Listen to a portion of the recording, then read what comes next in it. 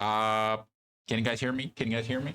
I think you guys can hear me. I think everything is good. I think for once I managed to remember to do everything before the beginning of the stream. So hi. How are you guys? Hi Freckle. Ah, well, I was gonna say it's good to be back, but then I literally streamed yesterday, so it's not exactly a long time. But here we are again. Now, my boy Valentino is already here on the VC with me. We're gonna be taking a look at some more weapons from that list that I've shared with you guys a couple of weeks ago. The list of firearms being sold by a private collector in Argentina, and now with the inside of a local person. So we're gonna be able to talk a little bit more about uh, the prices, the availability of these guns, the curiosity behind them. Um, Bear in mind, guys, Valentino's main native language is also not English, but I think he speaks pretty well. So I'm pretty sure you guys are going to be able to understand him like pretty well. So let me first change my screens right here. All right, and let me drag my boy here. Now, he has a very particular taste when it comes to firearms. He likes the weird stuff. I like to think that I like the old stuff as well, and I actually do. But like Valentino is on a whole new level. I like when I say that I like the weird stuff. I'm that person who draws over a 38 special revolver, right? Valentino is the guy that draws over some very like niche late 1800s early 1900s small arms, and his collection actually reflects that. So I think it's easier if you guys hear from his own mouth. So let me unmute my Argentinian bro here, and oh, he's gonna let me introduce him. Also, hi Reaper, welcome. Hold on, guys, hold on. Let me just check something before.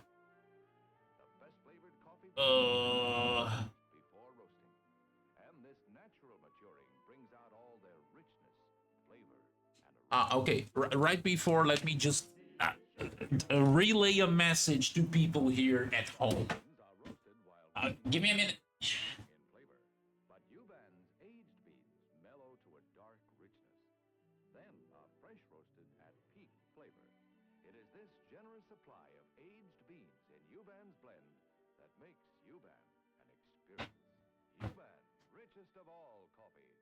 Oh, Lord have mercy.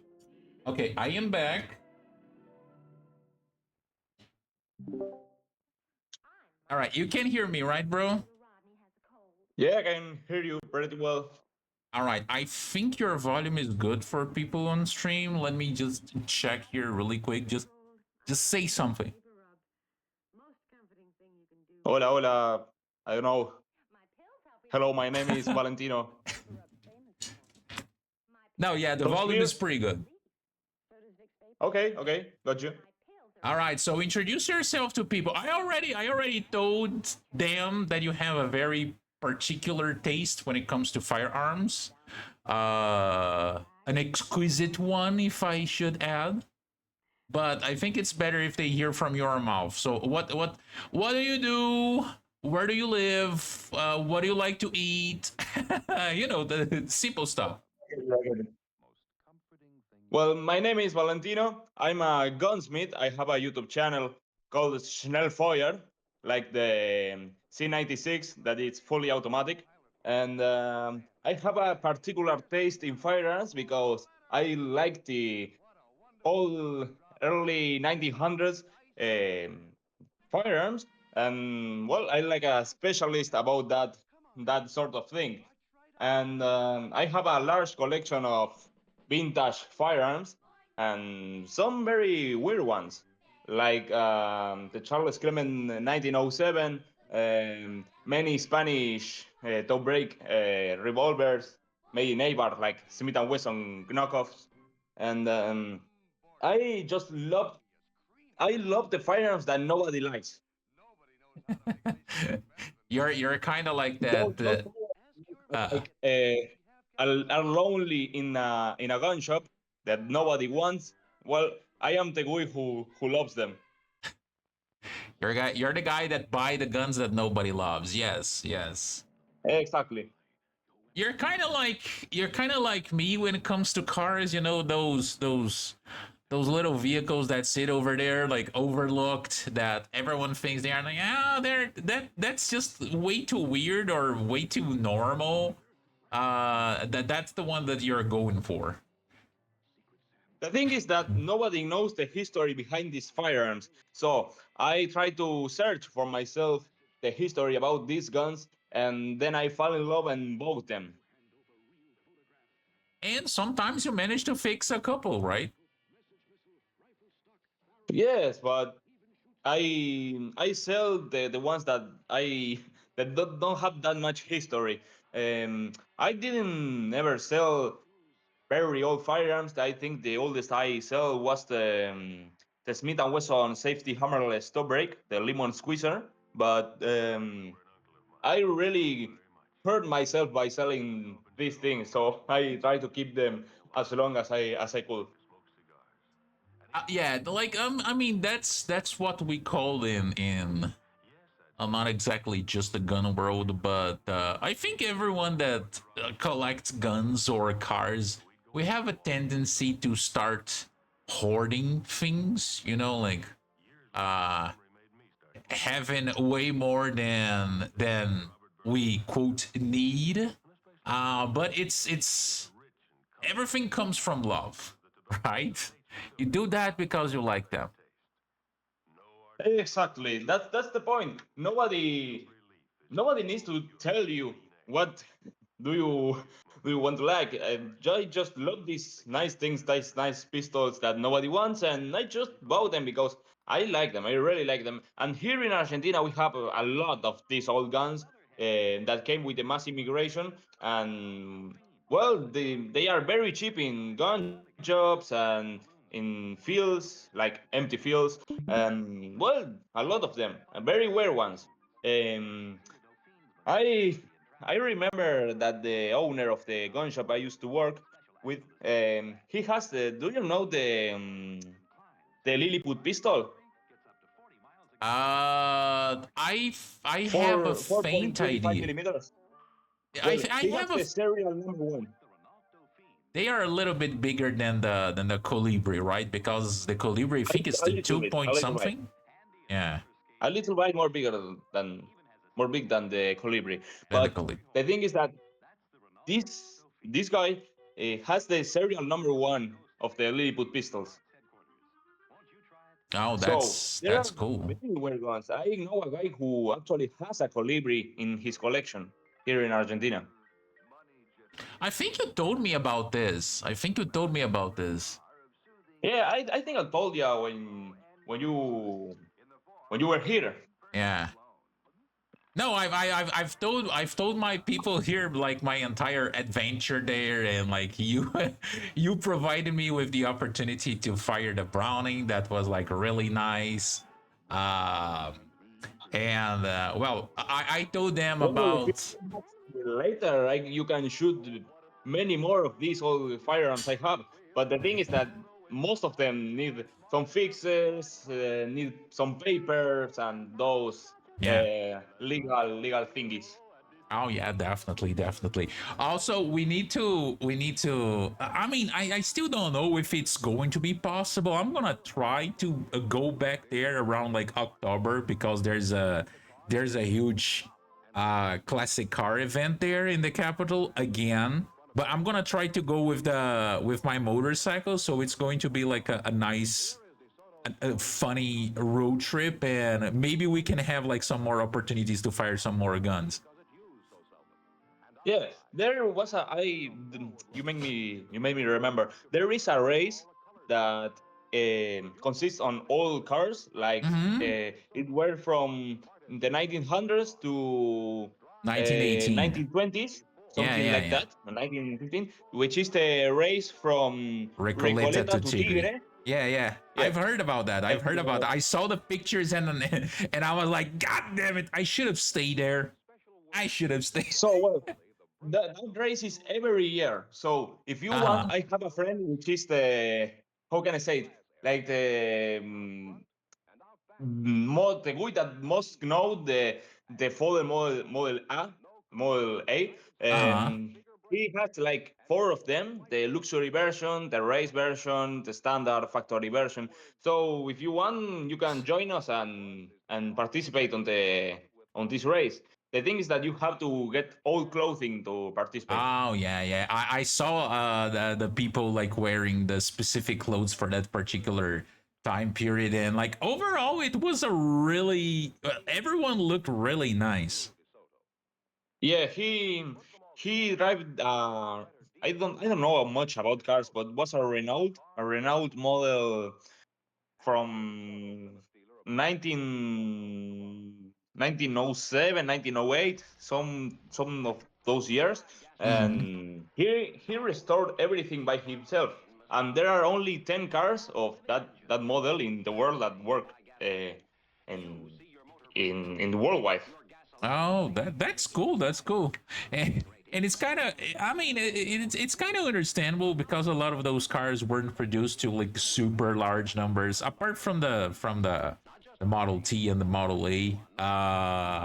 But these events are a very different thing. Like I keep talking to people here, like how good for like history things Argentina is. I keep praising the country to like my fellow friends over here, and I think I've managed to uh have some of them have some extra interest in the country, especially because of the gun related things.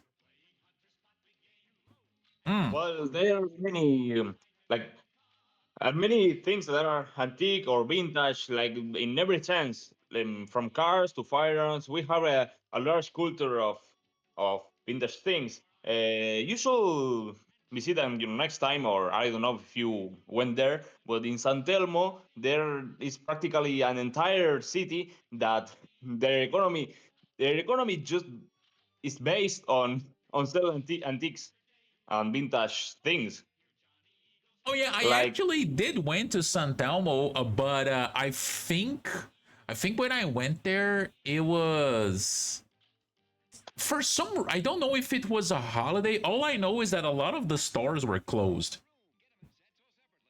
yeah, and you have to go in the week, not in the weekend because most of the stores are closed, and they have many where Ah, schedules to open and close. okay. That's probably the case. I have a feeling that either I went there during a holiday or I went there during like a weekend. So there were some stuff that were open, but oh my There are god. also firearms like Vulcan revolvers, shotguns, muskets, Betterleys, Remingtons, rolling blocks. Oh my god. Okay, okay. Hold on, Valentino. Let me just address here. I got rated by Sharky. Sharky is a friend of mine who does a lot of content around like military stuff, gun games, and also car games as well. Hey, hi Sharky. Thank you for the raid. Hi folks. How are you? How's everyone?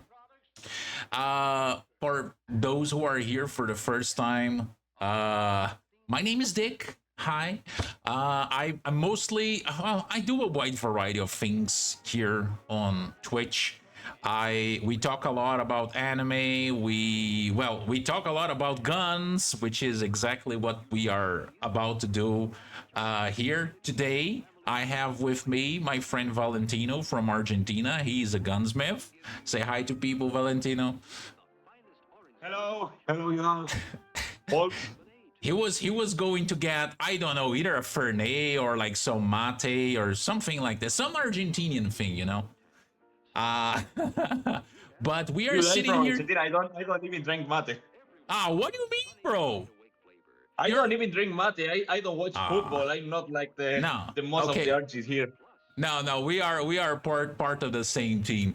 But what we are going to do right here today, folks, Valentino has a wide experience with firearms, and he shared with me a couple of weeks ago this list of firearms that were being sold by a private collector in Argentina, and I did a previous stream in which I was looking at this particular list, and we are kind of commenting on the different guns that are available there, the prices, and well, Mr. Valentino here has a lot of experience with the entire market and everything. And since I went there recently, and I was flabbergasted by how cool everything is there, how cool the country is when it comes to gun rights and the availability of models.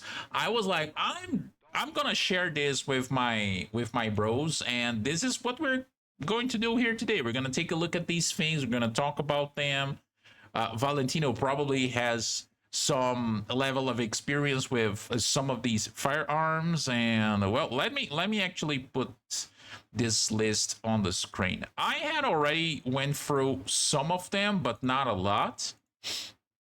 Let me make myself a little bit smaller in the screen as well. By the way, let me just do a shout out for Sharky here. What were you doing, Sharky? Oh, you were playing Well, Subnautica. Nice. wait. Mm. I think that you first of all you shouldn't throw flowers to my country in gun laws because thanks to Millet we have uh, many flexibilities with the firearms and legal terms. We are talking about changing the laws to carry pistols, and I don't know, the thing that we know can have we can buy some war guns, assault weapons like AR-15s, AK-47 platforms, Oh, and stuff like that. But you have to go with special, I know how to say, requisitos. You will requirements. need special requirements for every kind of firearm you need. In those special uh, types of guns, like assault rifles. But in Argentina, it's I don't know how to say it. It's like very ambiguous in terms of firearms. It depends on who is in the government right now.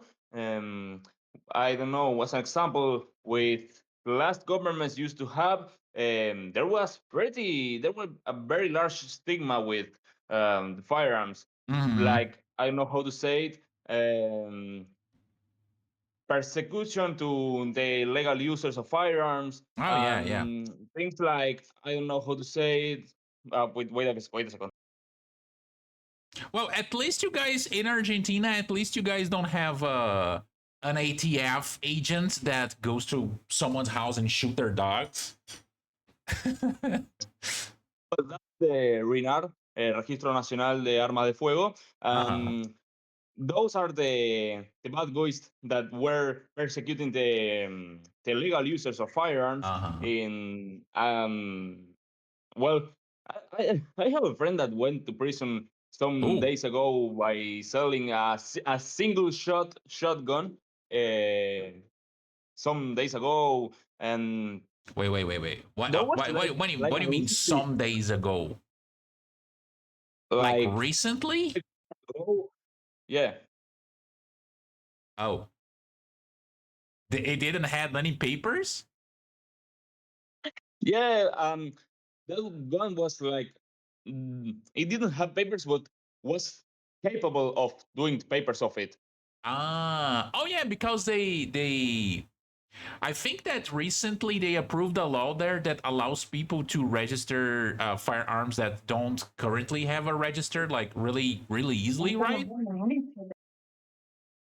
Well, yes, I have actually to be part of that law because I have many things to make the papers of. The thing is that you will No, register no, your no. firearms, but Wait, Valentino. Allegedly, you might have some stuff to register. Allegedly.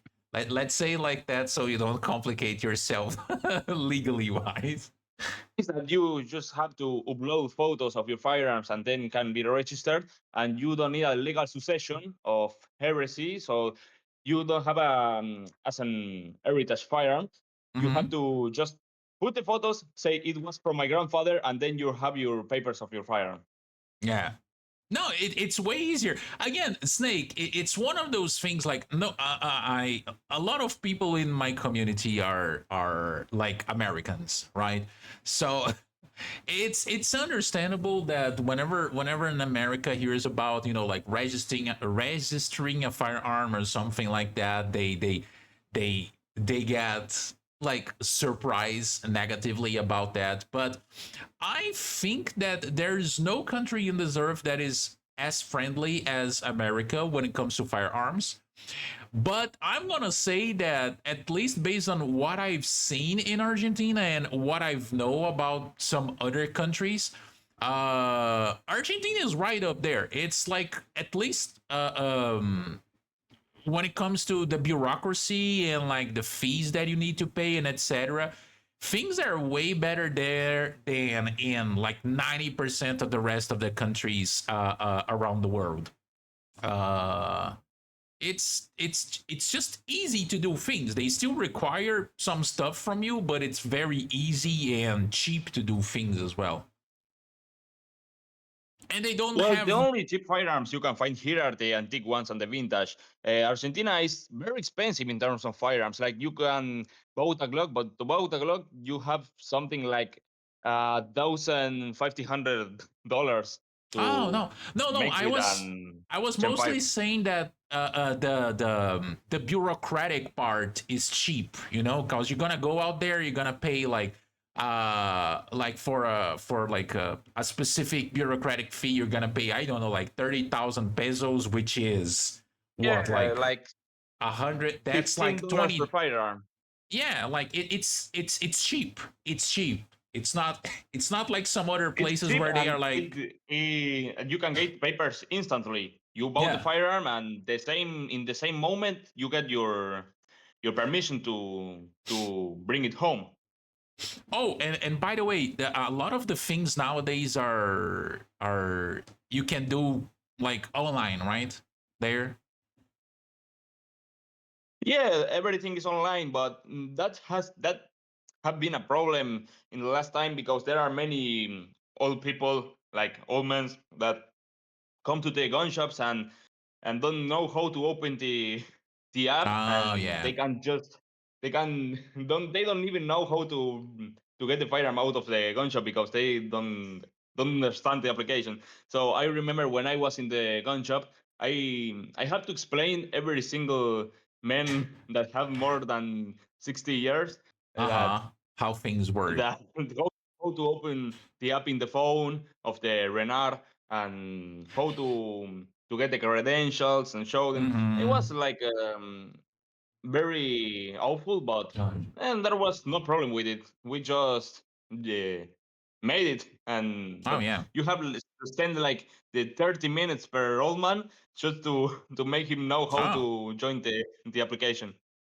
yeah, because they made a lot of the processes like online only, right? So you have to go through like the internet, like the application to make. Some years ago, everything was paper, like Uh sync huh. papers, print some papers, and that. But now that is all in digital platforms, Mm-hmm. they were like uh,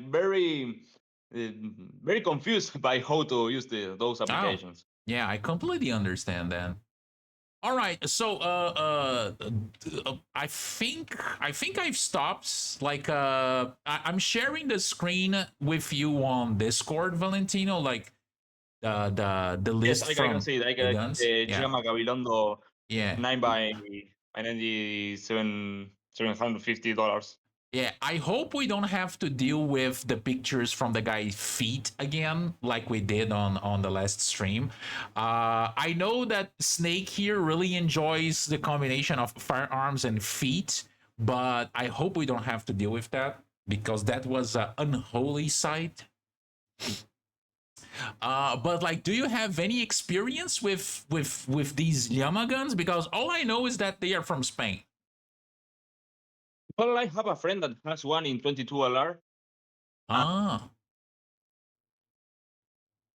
That was like a limited production firearm, and it was very well terminated. Like it's every JAMA is a 1911 platform, Mm-hmm. and well, they are like very good quality guns. It's the best of ABAR, where everyone made poor quality firearms. The JAMAs are pretty good actually. They had contracts with France during World War One, and they have a really good reputation, especially those that don't have the safety grip, because well, Mm. less points of movement, Mm-hmm. um, less pieces, and more simplicity in terms of mechanics.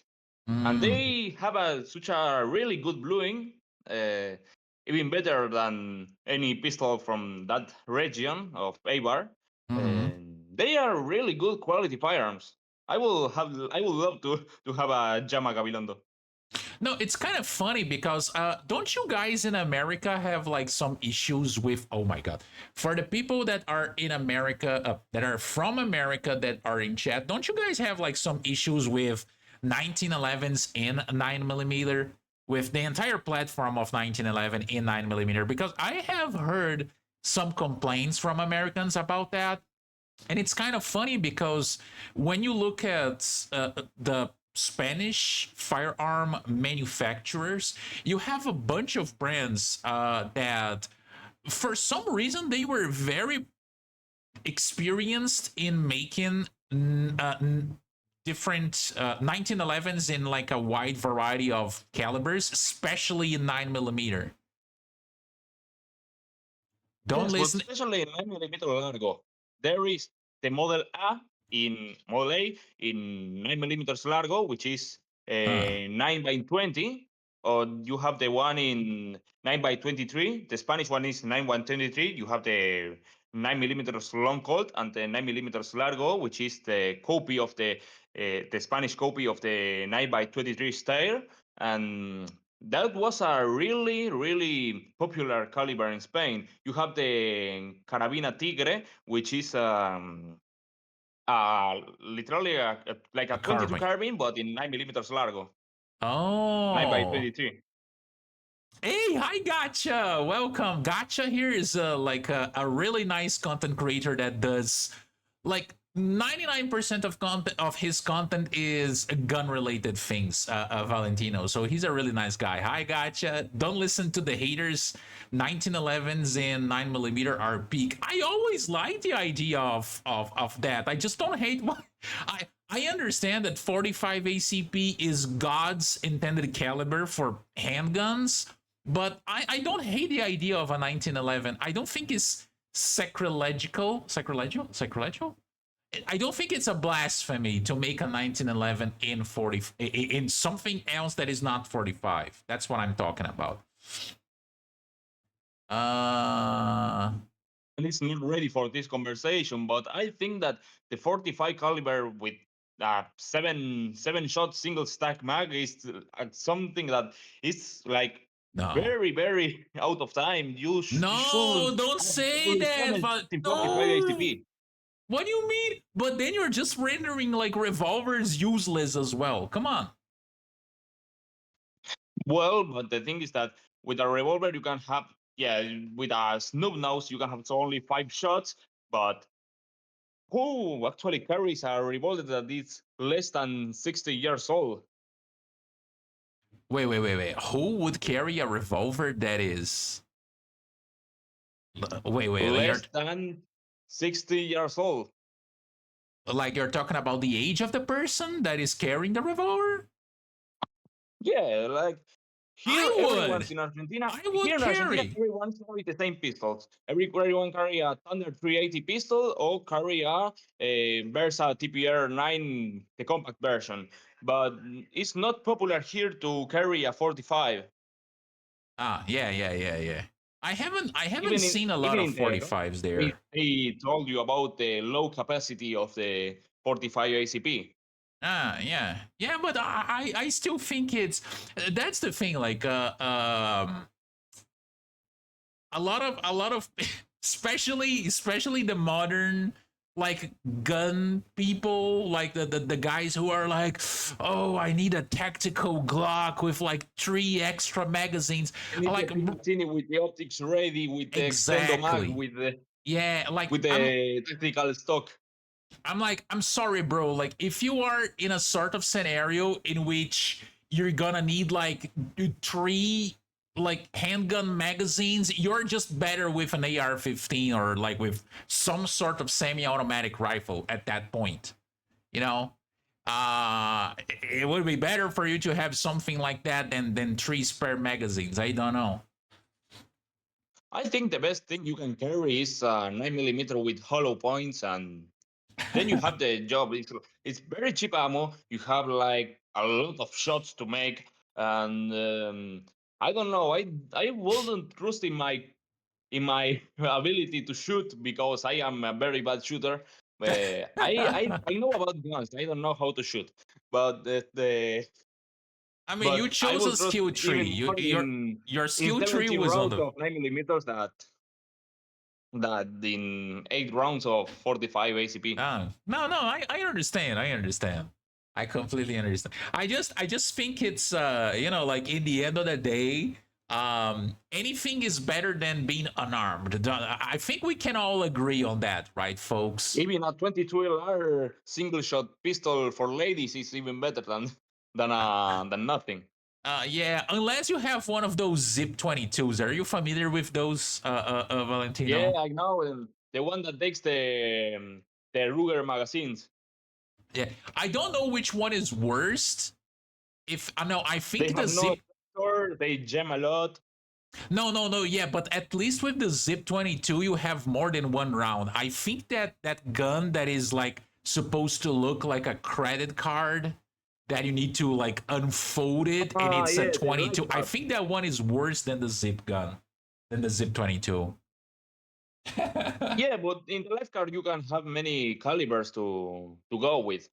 Oh, if you're gonna buy something like that, just buy a Derringer like Snake is talking about. Like buy a fucking Derringer in like 4570.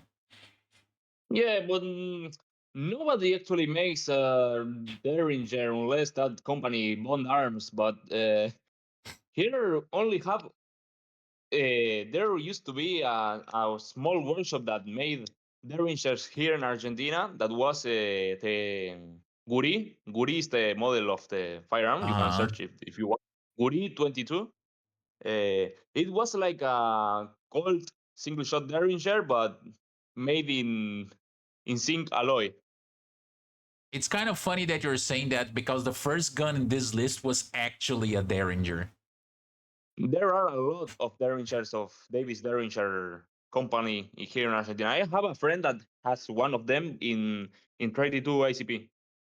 Yeah, not exactly something that I would buy. But like going back to the Llama, I think like you were talking about the prices there. It's one of those situations in which it's exactly like I was talking to a friend of mine. Like prices of guns there, especially like American guns, like modern American guns in general are usually a little bit expensive there based on what I've seen.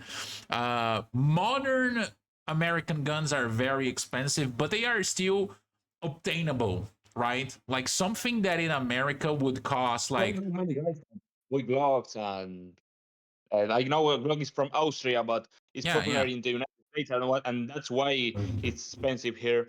And I don't know what brand I can tell you.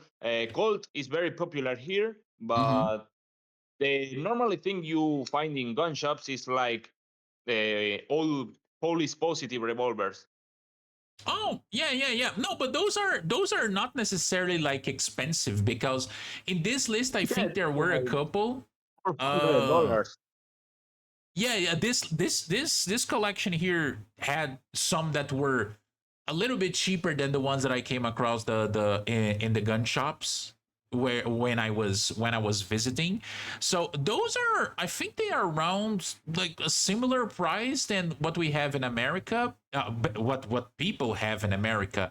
But even though it's more expensive than in America. Prices there are still like somewhat friendly, unlike in some other places. Because, for example, do you happen to know how much a modern Glock is costing in Argentina right now? Like a brand new one? Yeah, you can find a lot of brand new Glocks, Rugers, Colts, Smith and Wessons, but they are like 10 times more expensive than in the US. Yeah, Even because European firearms are more cheap than the American ones. yeah, because I know that I think right now a Glock in America is around like 500 to 600 bucks, right, guys? Like a brand new one. Like if I want to buy Well, a Glocks here are like 1,500, something like that. A brand new Gen 5 Glock. like $1,500. Something like that. I Hmm. remember in the gun shop I used to work, they were a little bit less, like 1,300, but around that price. Oh, okay, okay. Yeah, this is kind of on pair with what I've like saw there, in which like these modern guns were far more expensive in Argentina than they are in America, but they are still obtainable. And like in some other places, it's even worse. Some other places you read like Brazil, but a lot of these historical ones you can actually get for like good prices there, especially the Yeah, there European are ones. some that you can find for really cheap to really expensive. Yeah. The thing is that if it is expensive, you just don't buy it. But there are like dudes that sells the guns, like used guns, they resell it, but even more expensive than factory. And Oh you don't yeah. need to go in brands like I don't know Glock or Smith and Wesson or Beretta. I one time I have seen Versa Thunder 380 that Uh huh. was even more expensive than a factory one, the brand new, Why? Like like that doesn't make any three sense. hundred $350, something like that. And the price from factory is like mm, 400,000 pesos, which is something like $300. Yeah. I mean, I and I don't know, like prices. The way I see some weapons in Argentina, like because some gun stores there, they have what I think are like weapons that are being sold in the store, but they are not part of the store's inventory. They are like someone else left a gun there to be sold, right? Yeah, that's like I don't know how to say it. The gun shop um, gets a commission Yeah. just to publish Just it, and when someone buys it, the gun shop gets their commission, and the owner has the full money of the firearm. Like I don't know how to say uh-huh. it. I Yeah, think the commission goes like the 20% of the sale, something like that. it's probably around that, but like the biggest thing here is that I've realized looking at some of those ads that you can find the same firearm, like the same model, in a wide variety of different conditions there, right? You can find the ones that are a little bit more fucked up, you can find some that are better in condition, and prices vary, not exactly related to the condition of the firearm, but it's kind of like, oh, the owner thinks that this thing is worth an X amount of cash, and this is what he's going to ask for it. And it's kind of like the whole thing that we see in marketplaces around of people being like, I know what I have, son. It's kind of funny. It's It's exactly like that. It's exactly like that. yeah. You look and then I you see remember some guns there that was are really an fucked up. original Yellow Boy, Uh, the Yellow Boy, the Winchester in 45 rimfire. They are an old ass caliber. Uh, huh. it was like $8,000. Like I know it's original, it's a piece of history, but Still, it's still come eight on, thousand dollars. for rimfire in $8,000. What's your problem? I think with 8K, in America, like if the person was in America, I think with 8K they could afford something in full auto. Like they could just buy like a some model of submachine gun from like the Cold War or World War II. I'm pretty sure that would be Well, they are possible. expensive, but the thing is that they don't even sell it like in 10 years. Oh no, Nobody no. wants that to pay Yeah. that price for that shit. Yeah. Exactly. All right, let's see what else do we have here. Yeah, this llama looks pretty good. Also, what is this? That's Oh, Smith& Wesson. yeah, I think this one is, I don't know the model, but I think it's from I the don't know the model 80s. too. I am very I like very stupid with the modern firearms models, and it's like series 900 something, but I don't remember the number Yeah. because there Uh, have a different number for if it is hammerless or it has hammer, if it mhm. is compact or full size or extended. They have a different number for the name. Yeah. And again, it follows. I would say that this thing is probably from the 80s because it reminds me a lot of. If I remember correctly, there is, I think is in Miami Vice that the guy, like one of the characters, use like a Smith and Wesson, like either this Yeah, model these or are from something that era, similar. like the 80s and 90s. Yeah, but it kind of follows the what we were talking about, like American guns being pricier in Argentina, and it doesn't really matter if it's like a new one or like an antique. But then you have like different models because I don't know if we've been through those already or if they are down the line, but I know that in this list there are some very old early coat models like 1900s coats that are actually being sold for like decent prices. And when I say decent prices, I'm talking about like 300, 400 dollars for like a gun that is over 100 years old and it is not in like a bad condition, let's put it like that. But that is very subjective because I have seen this exact same Smith& Wesson pistol for something like $600. Uh-huh.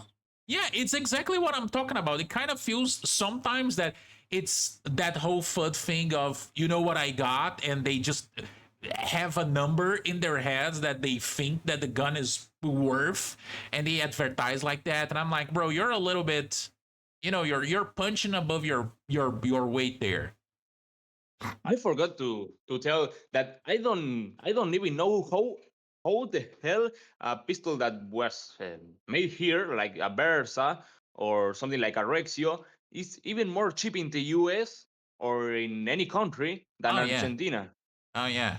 No, That bro, doesn't don't. make sense. TPR9, the one you shoot that I have, Uh-huh. is something like $500 to $600 here in Argentina, and in the US In it's the US something is like, like $300. yeah, it's very cheap. I think the TPR nines in America, if I remember correctly, because I remember seeing some in either Gun Broker or like a website. I think they were when it comes to like prices, you had like the high points that were like the bottom barrel.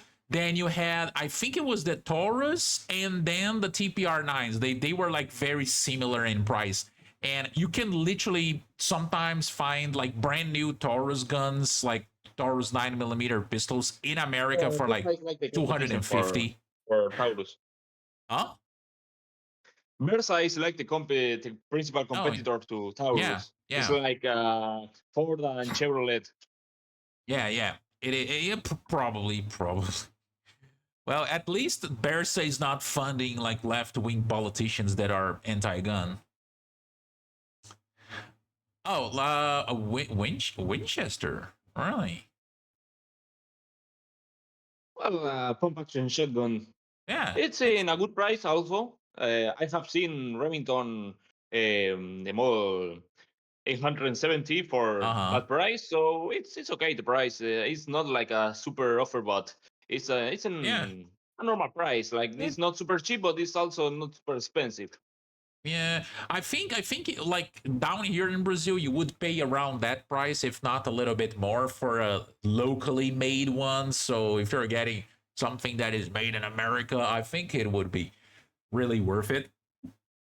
The only thing that I didn't saw a lot of pump action shotguns in like modern pump action shotguns in the gun Here in shops that I Argentina, went you there. have the Turkish, the Oh, infamous Turkish shotguns that are yeah, hated in the US, but are loved here.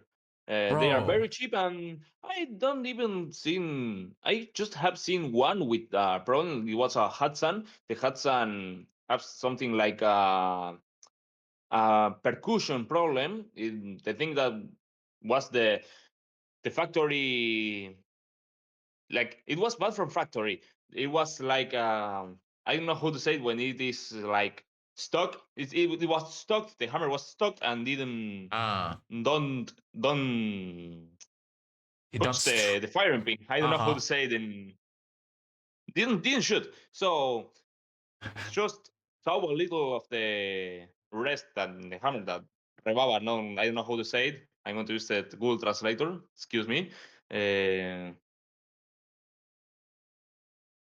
the Say the burr. word. The It was word. like a lot of wood and Oh, just with war. a yeah a bird with a chainsaw just eliminate it and well have it functioning. Oh, it managed to work like properly after that. Yeah, it, the But Turkish weapons are tricky. that's the only problem I have seen with those shotguns, and I have a really good reputation and very very good idea of the Turkish shotguns. I didn't have any heard any bad opinion about them. Well, okay.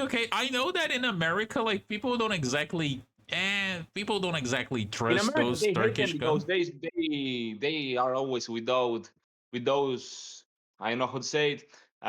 Sorry, I'm a little burned with the English. They say something like they are bad quality. They are not made in America. If they are Oh not yeah. made in America, they are bad.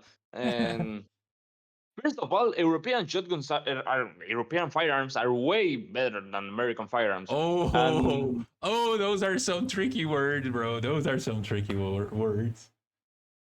But it's kind of funny but look, because you you know. you just have to look at the Smith and Wesson quality control in Reddit. You can see every like 1 in 10 posts is about quality terminations and something like that was the bluing was worn off and there's a synchronization problem.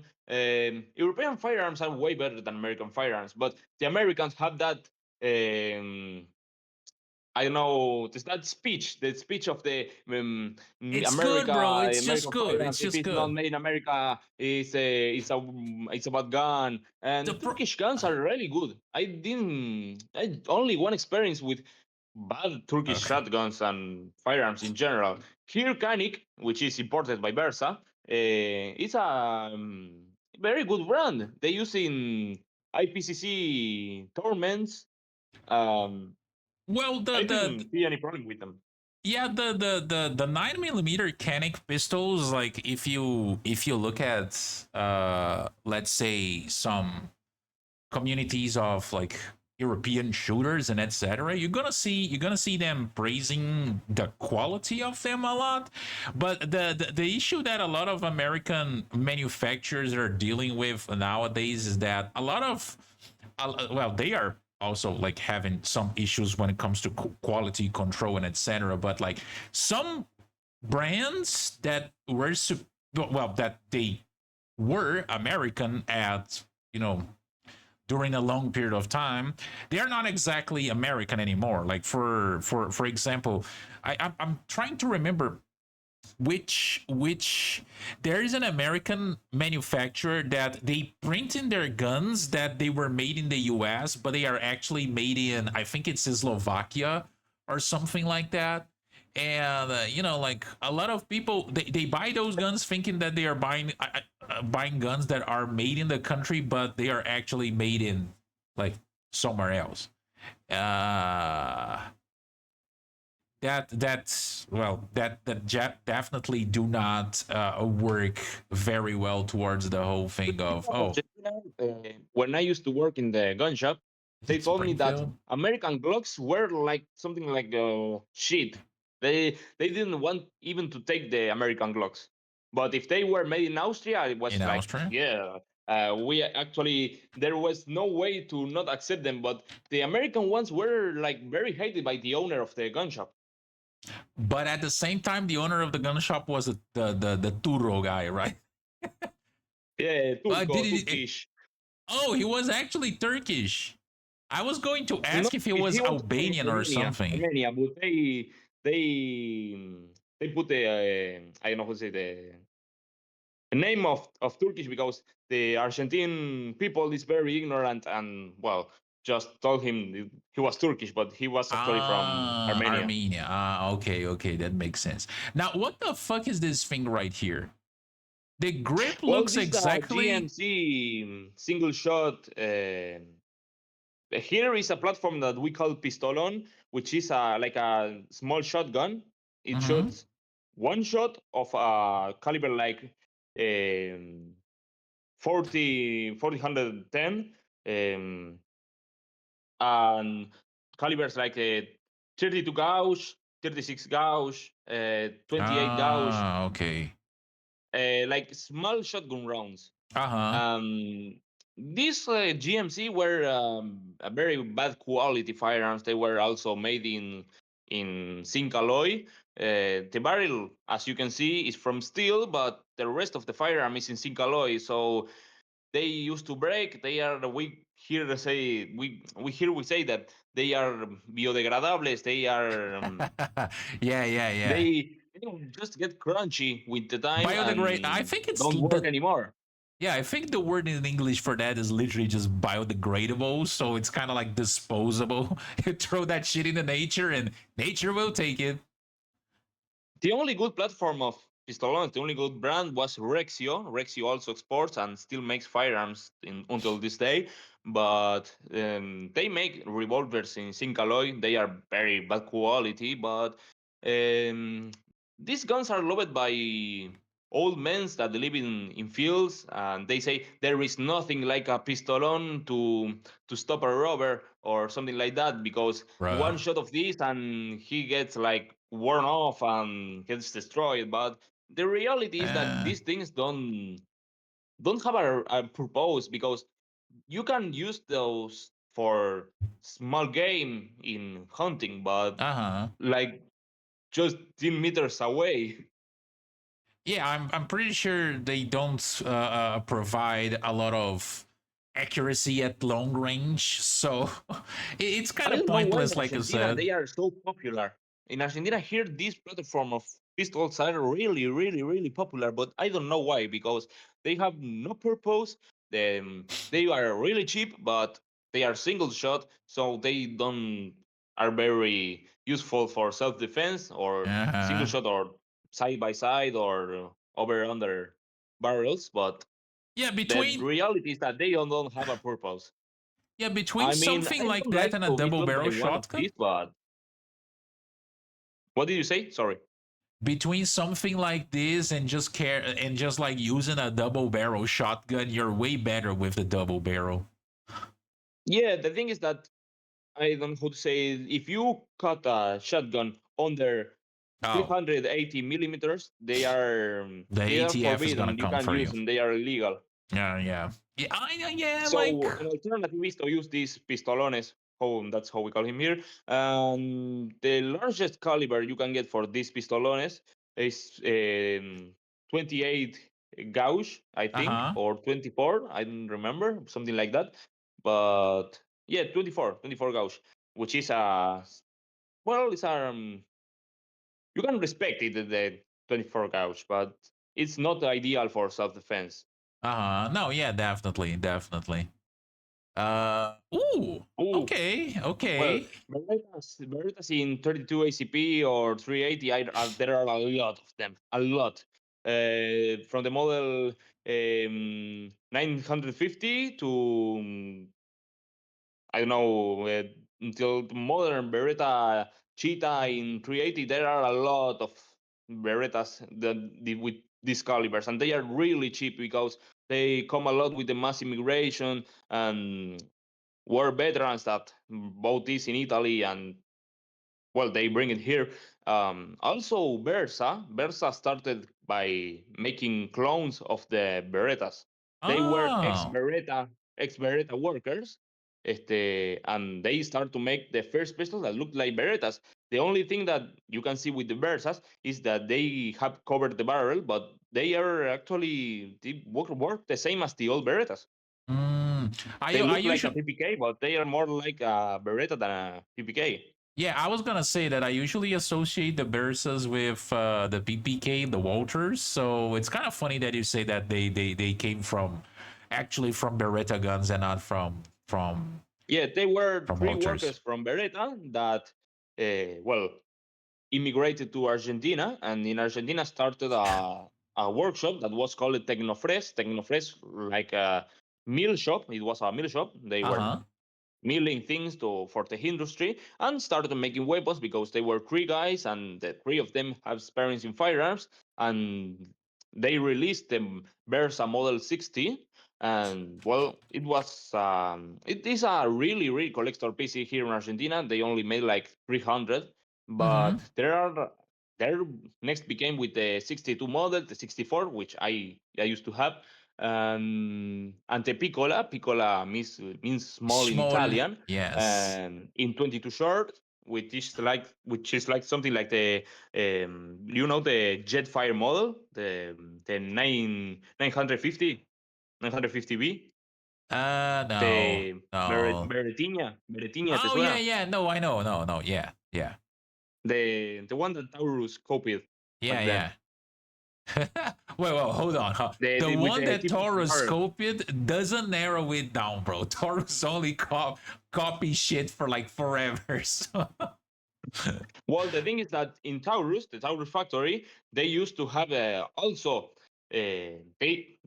before they were Taurus, they used to be an extension of the Beretta factories. Beretta, Oh yeah, before producing in America, they produced it in Brazil. So when Beretta went to America to produce the firearms, they sold the company and the machines and yeah. the and the workers. They translated to Taurus. Wait. So Hold on. Taurus They has all sold the the workers, machinery. Valentino.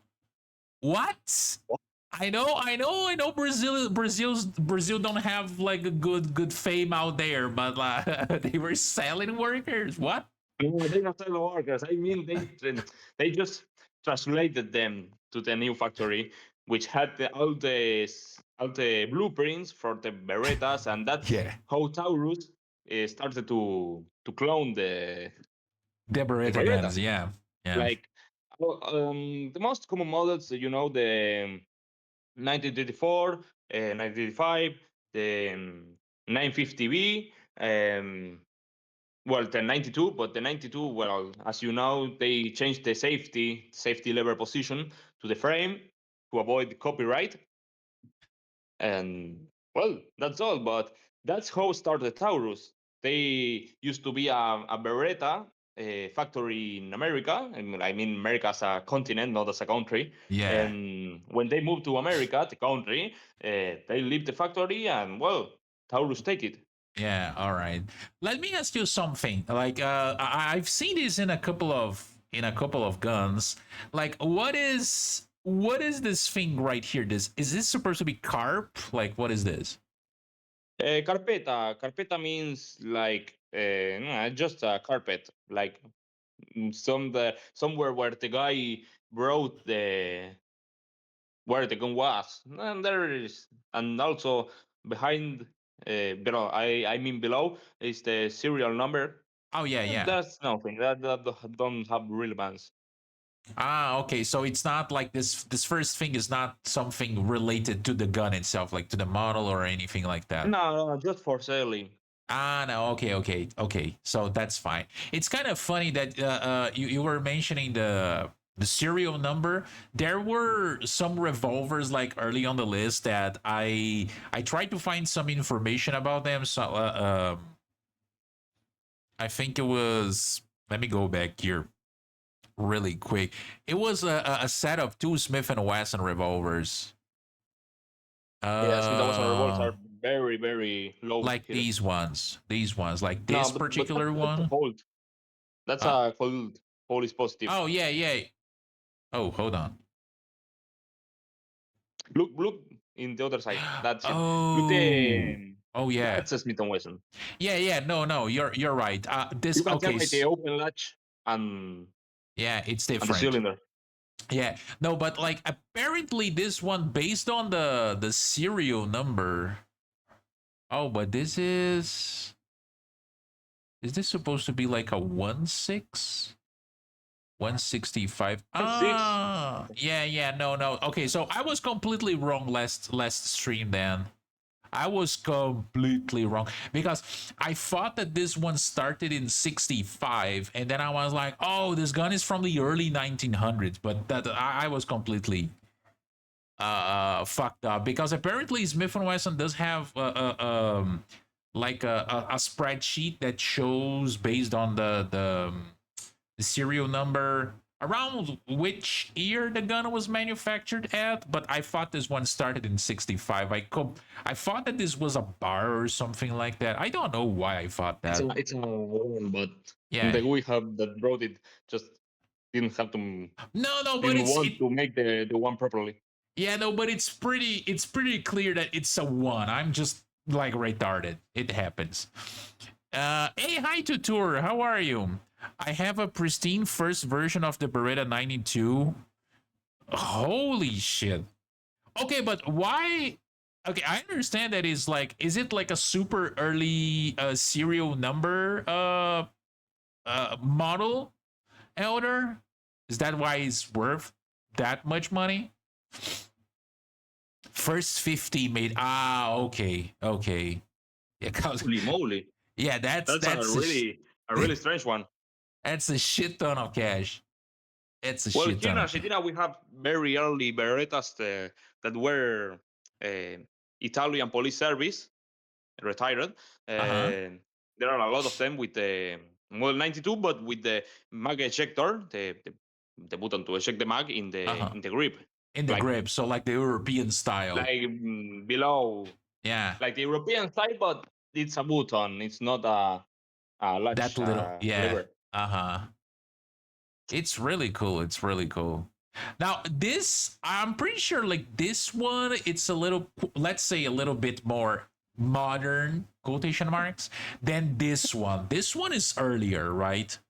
I think this one is Yes, maybe this from is the a 20s, 30s. 1924 Yeah. or 1925. It depends on the caliber. The 24, I mean, 34 is the 32 ACP and 35 is the 380 ACP. Ah, okay, okay. Because I remember seeing these ones when I was looking through like Italian equipment that they have used in There are a World lot War of these in II. Argentina. A lot. I mean, what I mean a Yeah, lot, it's a lot of them. yeah. I just love these things. They are so small as well. I have seen one for something like $200 recently, Yeah, 250, like that's a half of very the good price that you price. are. Yeah. Okay, where did you find it? Where did you find it? I'm gonna wire you the Um, money so you can buy. I don't remember. I don't remember. It was. God I think it damn you, was a particular Valentino, collector. But if I see it, I will send it in the chat. bro. Okay, so let me just say you gotta find. Can you find a place where we can shoot like different guns that we take them there without an instructor being annoying like that guy was? I need to talk something like I need to talk with my friend Leonardo Sosa, which is a gunsmith too. He was like my master Uh huh. that trained me, but he has a lot of old firearms and has some contacts that let you pass into fields and shoot however you like. Yeah, like in a farm, like in a countryside property. Exactly. Oh, yeah, yeah. Please try to schedule something like that. Try to talk to him because I need someone that doesn't tell me that I need to hold a goddamn Browning 1900 with both weapons like a goddamn Glock. Like A both hands typical like a week goddamn Glock. of the Browning. Oh my god, that guy made me so annoyed that day. Yeah, yeah. The firearms instructor here are very, very dumb. No, no. They think Here. like they are like Rambo, and they always are always stupid, like with the with the tactical things. Like Yeah. they dress like soldiers, but they have nothing to do with the military. No, They always told you something to you have to try to save your life, but they always drink Coca-Cola and eat bullshit like hamburgers, burgers, and the French rain. fries all the time. Yeah, you told me to protect my life, but you are always talking uh, about that, and you don't even protect your life.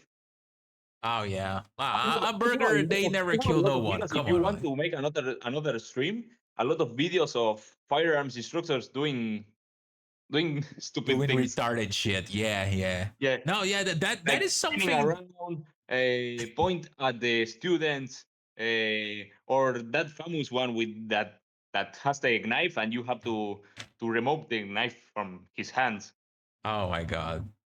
It's there's a lot of stupid shit like this.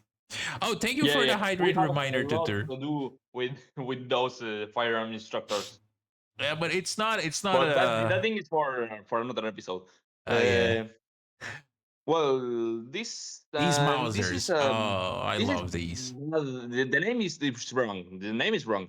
It's not a 34. It's a 40 model, because the thing is Hmm. the 34 is the Nazi one, the one that was used by the Kriegsmarine. That is the most advanced version of this pistol. There are a lot of these that are from the First World War, but Uh-huh. the the mm, the mm, the Führer ones are really really strange. Very they are really strange. Like I have heard a guy that used to have one of those, but it's not common to find them. You mean like these Mausers right here? Not this. Oh, you are in Google search for the difference between the 34 and the 40 model. 14. Ah, okay. There are a lot of Okay. 14 models and the 34, but the thing is that the 34 has something like a curvy grip, and the other one is more straight. This is more Straight. straight, more like a more straight grip. Ah, I see. I see. No, it's kind of funny because I've seen like the I think it was the 14. When I went to gun shop, I've seen I think they had like four or like six of those in stock, and they have the There are a lot of them. 635 and the 765 version. So But the seven, the I don't sorry, the 635 or the 25 ACP version, which is the model 1910, uh-huh. that is the first one. And then 4 years later become the 22 ACP, which is this one, which is the Uh-huh. model at the 14. And then 20 years later, there was the Kriegsmarine version of the Nazis. That was the most rare to find one. Ah, I see. I see. These ones have a particular Uh. system that when you put the magazine in, the slide automatically closes. Oh, really? Oh, that's cool. So, like when it's You empty, shot your it. last shot, and the slide releases open, Uh and when you huh. insert the new mag, they close automatically. Oh, that's cool. That's cool. And there's no like slide release or anything. It closes automatically. No, everything is controlled. You see that lever with that button? Oh yeah, right here. Yeah, that one, that one. That lever is the safety, but it controls everything on that pistol. It is Hmm. the slide release. It controls the trigger bar. It's like everything connected to that lever and that button. To put the safety, you have to put that lever down, and to release the safety, you have to press the button that is there. It's a very really complicated firearm. That is a very difficult one. Oh, interesting, interesting. It seems a little bit complicated to operate. Hey, hi, Leaf. Welcome, welcome. How are you? Leaf, I hope you enjoy old firearms, and I hope you have your tetanus shot up to date because some of these things are really, really old. Not exactly like this Taurus. Like these things were super popular here in Brazil, like in the 70s. I think no, not the 70s, like the 80s.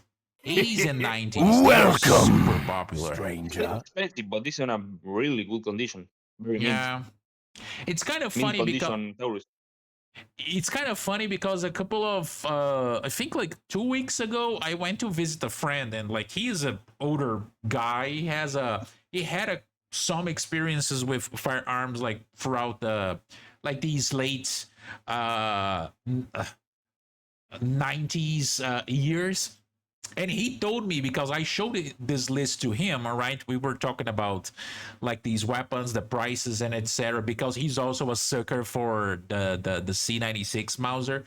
And he was like, I hate these Taurus C96 is pistols. also my logo.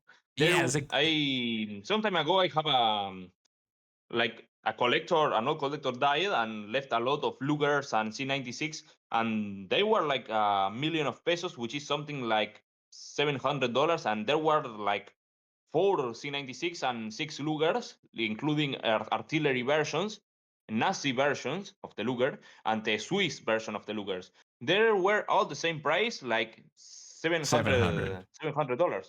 Yeah. And it's kind of like, is there a huge market for like these pistols there? Because it seems that there's a very good number of them being sold throughout Argentina, but I don't know if there is demand for them. There's definitely supply. I don't know if there's demand for them.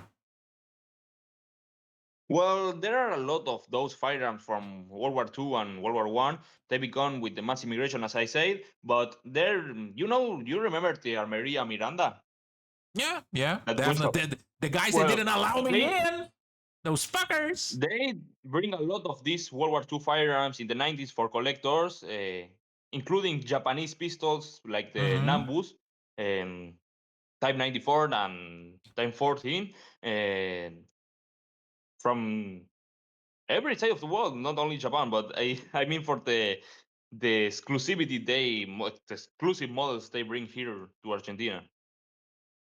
Yeah, no, I'm pretty sure they had like a vast inventory, but I was most because when we think about like World War I and World War II handguns, uh I think it's kind of safe to say that within people that like firearms, and this is not me talking, this is I think it's pretty much the same thing around the world. I think that the two most sought of um, models, the ones that people really are really into, and they are willing to pay like top dollar for those two models, are the Lugers and the Mausers, right? But what I'm And there are a lot of collectors here. yeah, exactly. And what I kind of think is that you guys have a good supply of them. Like there's probably way more of those available in the market in Argentina than in America, for example. But I don't know if there is demand. I don't know if there's enough people that are willing to buy these guns in Argentina, because it kind of feels that there's more people interested in selling them than people interested in buying them. This is what I'm trying to say. Am I right to assume that, or am I off? Partially right, because there are a lot of collectors that love these pistols, but there are just few of them really bought them because nobody wants those old firearms because they say you will never shoot this because it's very old and you can't find ammunition, and that's why they don't buy them. Uh They huh. just uh, like to watch them and to grab them, but they don't bought it. But Uh, I have people that I know that actually collects those kinds of guns. As an example, I have a friend that bought a Mosin Nagant recently, a Finnish one, and you can't really find ammo for that gun, but he just bought it because loved that thing. Wait, you It's can't find 7.62 by 54 in Argentina? you can find it, but it's really where to find. Uh, oh, that's interesting. You are more.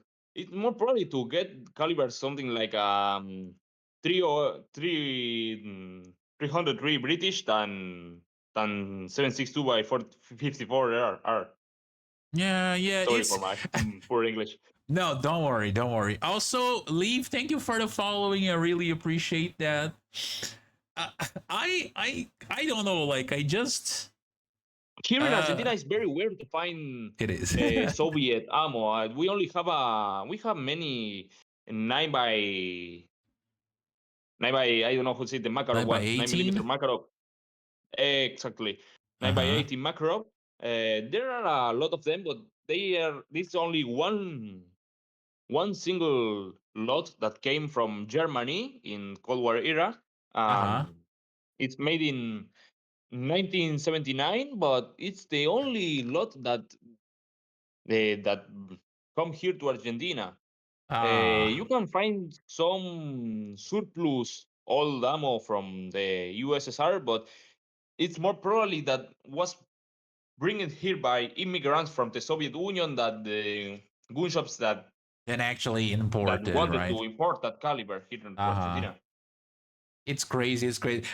It's exactly like I told you. Taking into consideration how connected to leftist tendencies Argentina has been throughout the years, I would expect it to find like way more Soviet weapons and ammo there in the shops, but no, everything was like European, like German, Italia, we didn't. I don't think I managed to came across like okay. I think the only Soviet thing that I found in a gun store there was in gun shop. They were selling some SKSs. I just don't know Yeah, there where are a they lot were of made. STX here.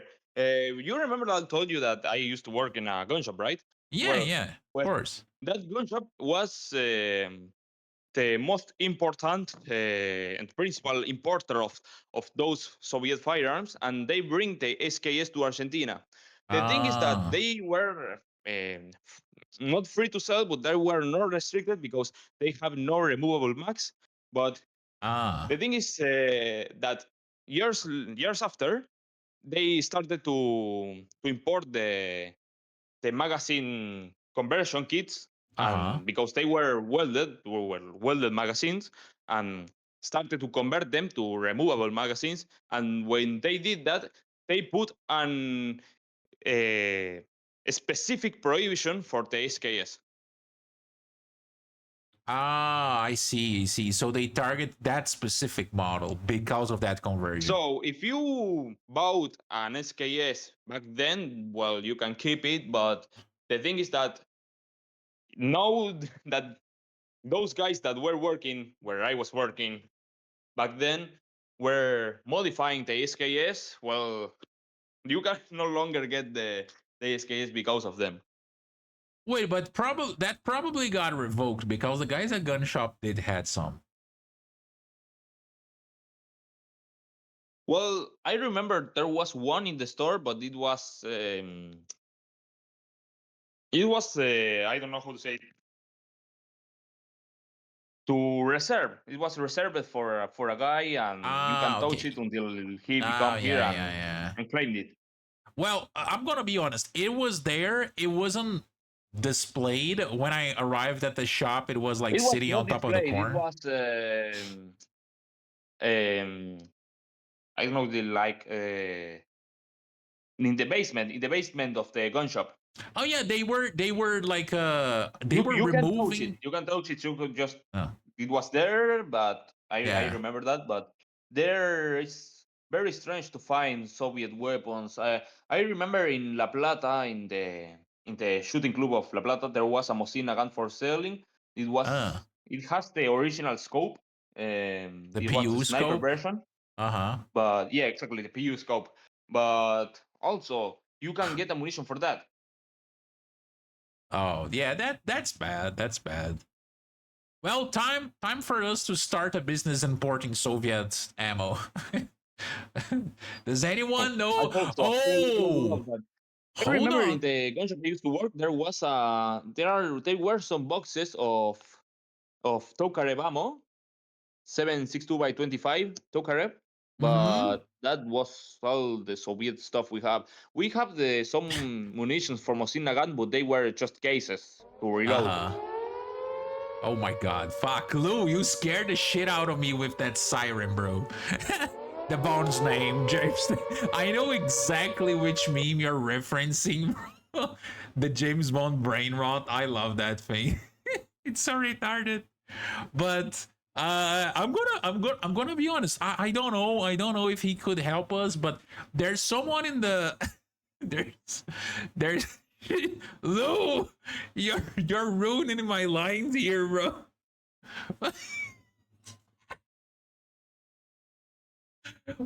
Valentino, do you know the brain rot James Bond meme?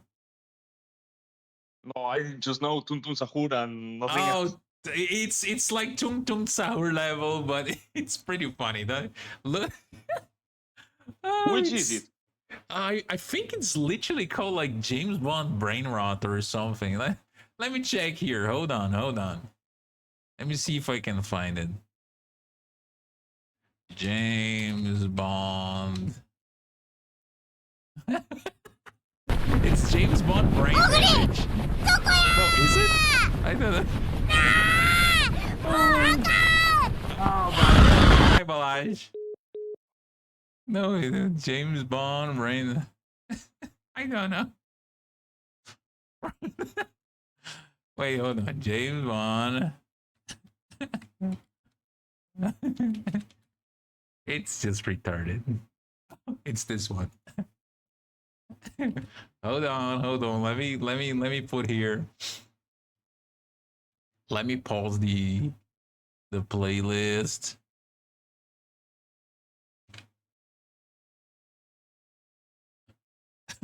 I it is a good redeem. It is a good redeem. Right. Ah, I don't even see this meme. This meme. you never seen it? No, I've never seen it. It's I know. I just get the hound dog memes, the Tung Tung Sahur memes, and those shits that appears on internet. yeah, memes are good, man. Memes are good.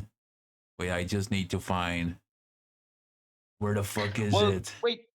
Can you show me that PPK that was in the catalog? Oh yeah, definitely, definitely. Hold on. There it Because is. I think I think it's broken. Because the trigger is in single action, like it's pulled, but the hammer Hmm. is that looks weird to me. Well, It could I be don't know. broken. I don't know. Because the PPK is double action. The trigger shouldn't be like that. It should be a little bit more forward, right? Yeah, exactly. Uh That's strange. huh. Maybe Okay. the price of 1,000 is because it's a special edition one, the one with the swastika, but that's I don't strange see because no. I it don't should be see like no that. It should be swastika like that. here. Yeah. Also, I like someone early, like right, really early in the in the stream said that. Oh, I know that a lot of good people went to Argentina after World War II. I saw what you did there, bro. Do you think I Yeah. forgot your comment? I have a friend that has a PPK course from the Uh 90s. huh. That's a very strange pistol if you want to search for it. Oh, PPK Kurz. Walter. That's not from the Nazis, but it became later. And there are a lot of fake Nazi stuff that took that pistol, Hmm. P38 course, no 38, Ah. 38, Walter PPK, no, not PPK, Oh, just P38. 38. Oh, the P38. Ah, okay. Oh my God, no, no, that's a really cursed weapon. I have a friend that no! has What one of have them. you done? Oh no, fine. I fucking hate Google. There are a lot of fake Nazi stuff that they say no, this is exclusive Gestapo one, but no, it's a really common pistol that made Walter in the 90s Oh or 80s. man, that is actually atrocious. What have they done? I fucking love it. Why? It's so ugly. If it is an ugly pistol, I love it. Ah, yeah, yeah. Oh, Jesus Christ, Bro, I have the Walter Model 4. If you want to see an ugly pistol, I have here with me the Walter Model 4. man. Wait, the Walter Model 4. Let me show here because I can easily show to people this thing as I have it well. here with me with the holster and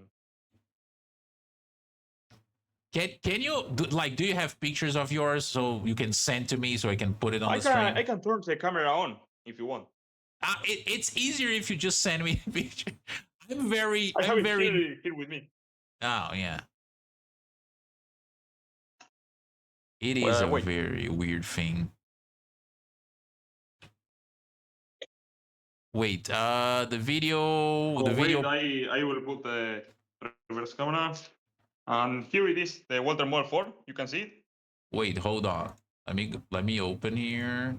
This is the Oh, original leather holster. hold on. Let me see if I can show people this because I don't even know how I'm gonna show these people. It should be Can you what see like. No, I can see it, but I would like to show it to everyone on the stream. it? I just don't know I how don't to know. do I, it. I have it here in my hand, but I don't know if you can see it. I'm streaming Capture. it in Discord. Yeah, I know. This is what I'm trying to do here. Hold on. Image. No, Okay, okay. media source, maybe. No, media source is for like logo files. They could have not taken the Wait, safety back I will off. load a picture in the Discord. Oh yeah, take a picture and post there. It's way it's way easier for me, bro. I'm retarded. They could have not taken the safety back off. The trigger stays back on a PPK. Ah, okay. So he's talking about the picture, like the picture for the Walter, like the bounce name, like this one right here. Go They to could. the gun corner. I uploaded a picture. Ah, okay. The weird thing with this pistol is that, well, this particular example that I have in my hands was bought here by a World War One veteran.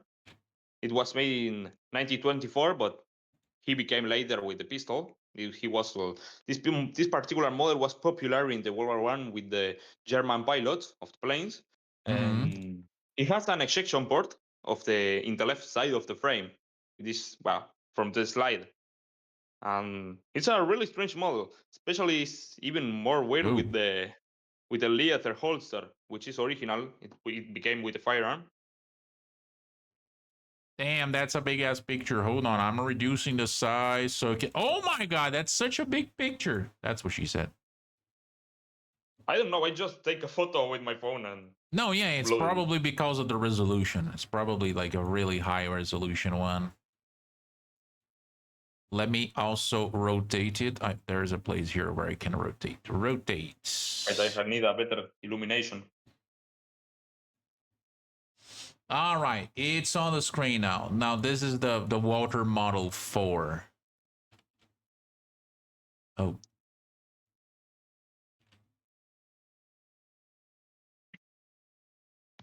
The popular thing with this pistol is that this model for Walters, the manual safety, the safety lever, it's not that safety. You can still shoot it if you press the trigger a little hard and shoot it, by the way, even with the safety on safe position. uh-huh. So it's not exactly That very was the effective. most criticized aspect of this pistol. And it has this very weird chunky barrel because uh, Walter Factory used to make pocket pistols, and the machinery didn't have the long enough to do all the slides. So they have a lathe, and in the lathe they made the tip for the barrel, So and they the rest just of the slide was made of the milling, the small milling shop that the small milling machine that had the Walter factory. but doesn't make it like the gun like well okay, so hold on. Like the barrel, the metal of the barrel is super thick or it's just like very open and then it would make it like super inaccurate.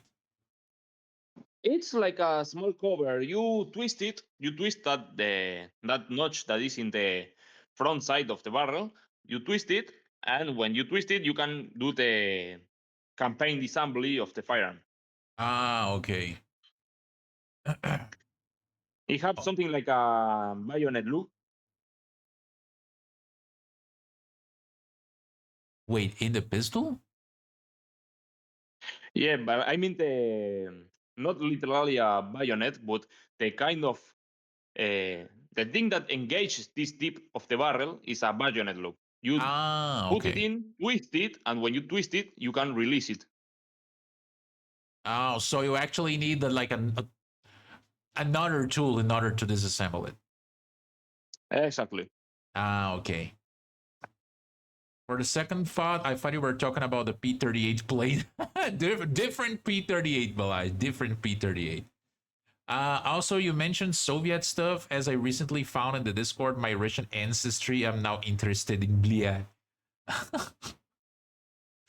If you Well, were. I only have Soviet ammo in my collection of ammunition, Oh, yeah, you showed but me. that's You all I showed me have. some of those. And I have a friend that has a Makarov in his collection, but that's all the Soviet stuff I used to have in my hands. Oh yeah, I was surprised when you showed me the 7.62 by 34 rounds, cause that thing is so small. I thought it was bigger. It's a very small round. I have the thing is I have a 9 millimeter Makarov 9 by 18. I have a 7.62 by 39, and I have a Mosina gun 7.62 by 54R. And that's all the Soviet ammo I have. There is no more ammo. Don't worry, don't worry. Like I was going to say, like we do have a Russian guy in our server, Tiger. Tiger says that he is a former member of the VDV. So apparently he served on, like Afghanistan in the 80s. He might still have some contacts in Russia. We could set up like an importation business to import ammo to Argentina. Well, they are welcome. uh let's And ammunition go. here is very expensive. Yeah, exactly, exactly. It's a business opportunity there that we cannot lose. We're gonna win. We're gonna make it happen. We're gonna win a lot of A 9 money. millimeter box of ammo is like, I don't know, $20. It's expensive as fuck. Wait. Like each round? No, each box of 50 rounds. Oh no, yeah. Uh, but it would be fun. It would be fun. All right, what else do we have here? Ooh, oh my god, yeah, this thing. Ooh, Well, all it points looks positive. nice. This is the most standardized revolver for Argentina. It was a service weapon for the police, Policía Federal Mm, Argentina, uh, something like in the 50s. 1950s, 1960s. It was Mm-hmm. like the standard revolver. And there are a lot of them. You can find them in many calibers. I think this is a 38 short, maybe. And there are a lot of them. It was a nightstand special. Oh, you mean like the snub nose variants? I don't know. I mean the nightstand, like that little that little table you have aside of your bed. Oh yeah. They are really common here in Argentina, and these are really good revolvers. The action is very soft, and I prefer Colt revolvers than Smith and Wesson because the Colt looks a lot better than the Smith and Wesson one. Oh really? You I should try it by still yourself. I still like the way that Smith and Wesson opens the cylinder more than Colt, because I think that the way you move the Yeah, it's more your natural. thumb like forward, it's more natural than like pulling it, like moving it backwards. But I love the both of them. But Yeah. I will stand with Colt because the Colt revolvers are way better than Smith and Wesson, just Uh, because of precision on how it locks the cylinder. I have a feeling you're not a big fan of Smith and Wesson guns in general. I only like Smith and Wesson top brakes, like the old ones, but I don't. I'm not Attack! much into Attack! Smith and Attack! Wessons, the modern Smith and Wessons. Uh, They they say they don't have the quality control that they used to have back then. The guarantee is it's not the same as it used to be. I don't like. I don't really like modern Smith and Wessons. I I see. think I they see. are overpriced. I mean the MMP, the not their 9 millimeter version. I remember that some time ago there was this YouTuber, this big YouTuber. Maybe you're familiar with it, Garantum. Do you know him? Yeah, I know him. I know him. Yeah, like he did. I think he did. It was a freezing test on a lot of pistols in general. Yeah, and Like the Smith and Wesson one was it the was, only one that was yeah. the test. Uh, But that I gained think some the points. That standard gained line some for Smith points. and Wesson, the revolver line, Oh the yeah. military police series is very good, but the Uh-huh. revolver ones is getting a little. Tricky. I know they are not the same they used to be. I mean, their performance center variants of their revolvers, they look really cool, and apparently they are very well built. But at the same time, they are super expensive, even in America. So like, it's $800 for a revolver. I'm like, bro, I don't know. Like, Some way better yeah, weapons than those yeah, revolvers. yeah. Hey, hi, Sion. How are you? Sion? I still don't remember how to pronounce your nickname. I'm sorry. But welcome, welcome. Oh, hey, it's the Japanese police. I mean, the Japanese police, they usually use Smith and Wesson ones. The 37. Yeah, the J frame, Yeah, those small revolvers, the pocket. those airweight. Oh, okay. So I'm gonna give you guys like a random piece of trivia related to that. Apparently, I think it was in the 90s. There was some talk among the Japanese government to replace their J-frame revolvers for like pistols, like semi-automatic pistols. They would still go for something. I love Japanese people because they are still using the 32 ACP in No, no, their police. yeah, that's the thing. They intended to replace their revolvers by like for 32 like pistols, like semi-automatic ones, like small things like the Walter and similar models. Yeah, it was But a then they were like, 230. yeah, something like that. All I know is that they after some time of consideration, they were like, oh no, these look a little bit too aggressive. We're just gonna stick to the revolver. I'm like, well, okay. Yeah, it's our 230 is the model. Oh yeah, yeah. Japan, like throughout the years, had like very close relations with SIG for some reason. Okay, I'm gonna call you Serbi then. It's a little bit easier for me to remember. Have a wonderful I know, night, but I just Balaj. think I love Japan. Long life the 32 ACP, my favorite caliber. No, and The I 1-2 mean, caliber, the 32 ACP. There is no caliber like the 32 ACP. no, not Serbian, Lou. Serbi. God damn it, Lou. But wait, hold on. Serbi, like, what are you feeling? Man, you gotta take some medicine. Have an amazing evening. Thank you very much, Balaj. You too. Take care. It 32 deserves more love in general. Both 32 ACP and 32 Smith and Wesson, because it's one of the most deadly calibers in history. If you are a world leader, if you are an emperor, a president, a prime minister, you don't want to be around someone with a 32 Smith and Wesson revolver. You're probably gonna get shot. Cristina Kirchner, the ex-president of Argentina, was almost killed by a 32 ACP. Wait, who? Christina Kirchner, our Oh, god damn ex-president, it! Almost. Why did they fail? because Tired. there were the chamber was empty. God damn it. They But don't. that guy was so close, and that guy was Brazilian. Ah, of course. Oh, wait.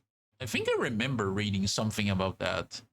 Oh yeah, I think I remember reading something about that. I would really love if they just killed her.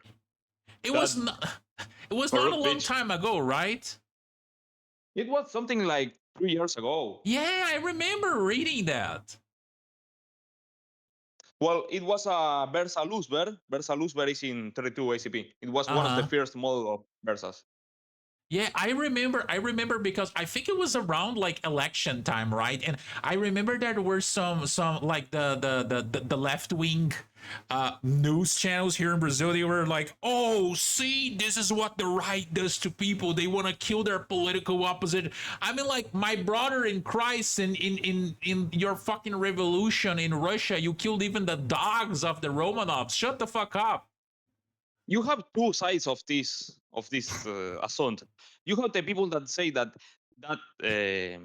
terrorist attack was like planned, like it was to make I don't know how to say it, like give some sensation of guilty Uh huh.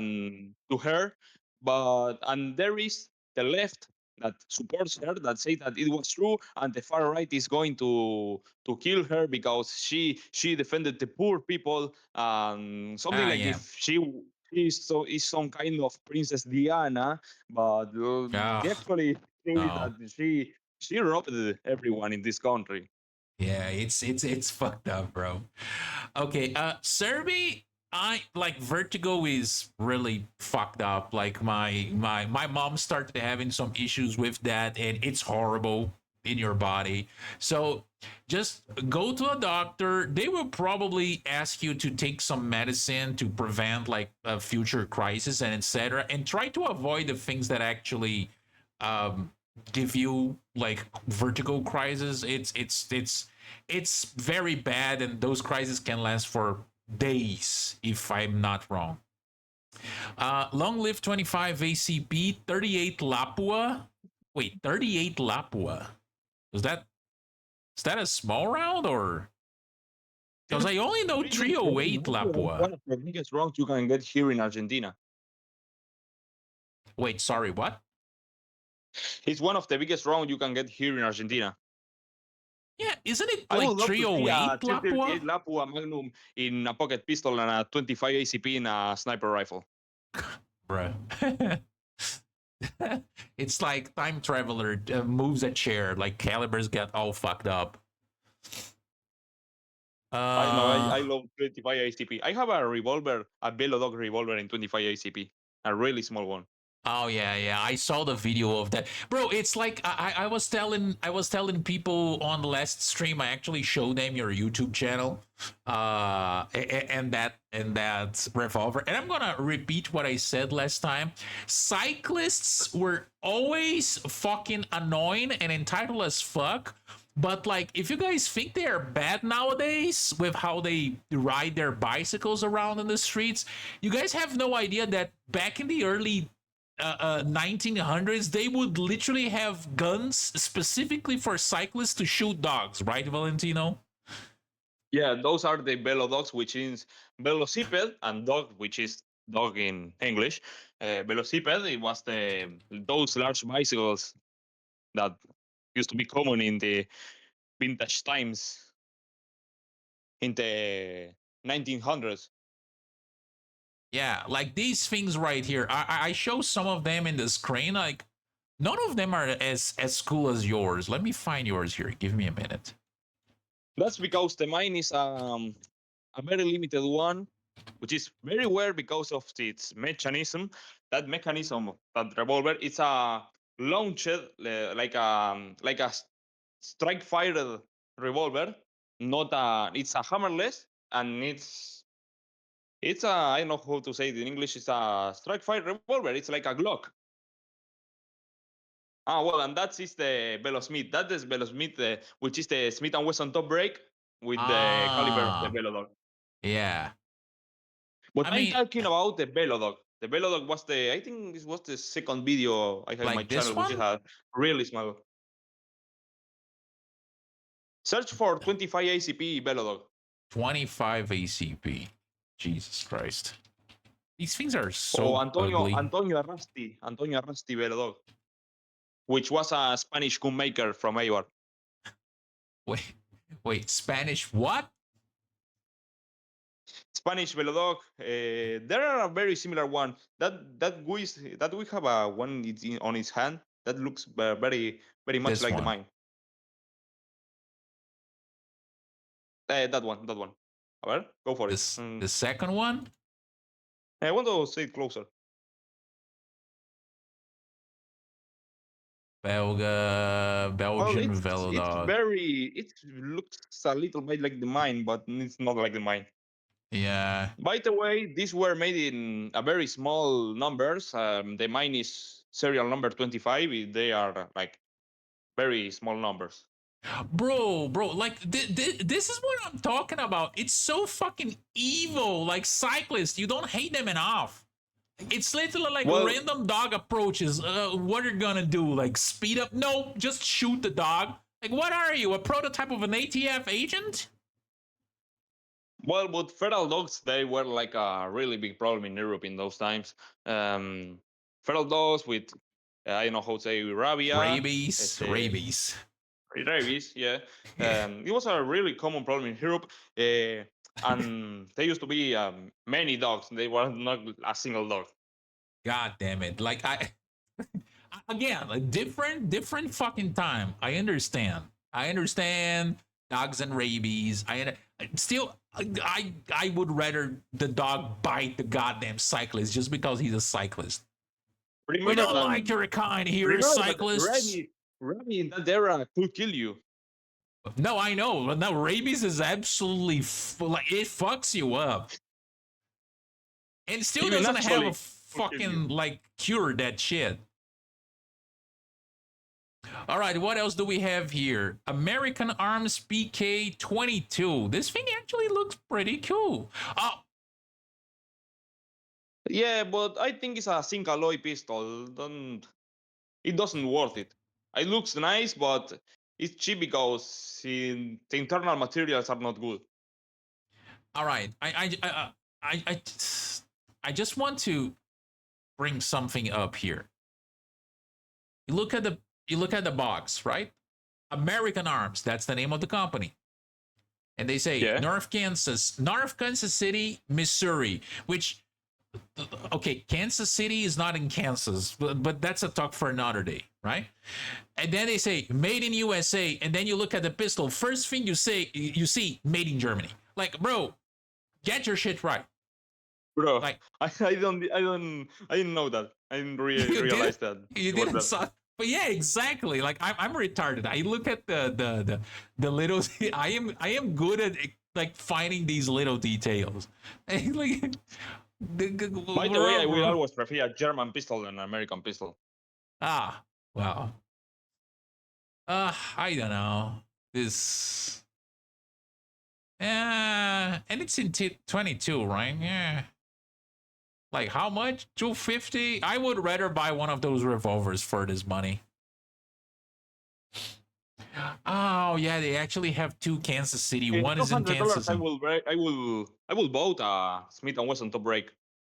Oh yeah. There was actually some cheaper like top break revolvers a little bit earlier, but I think in 38 if I No, I remember remember correctly. there was a friend of mine that works in. You remember the shooting range we went? Yeah.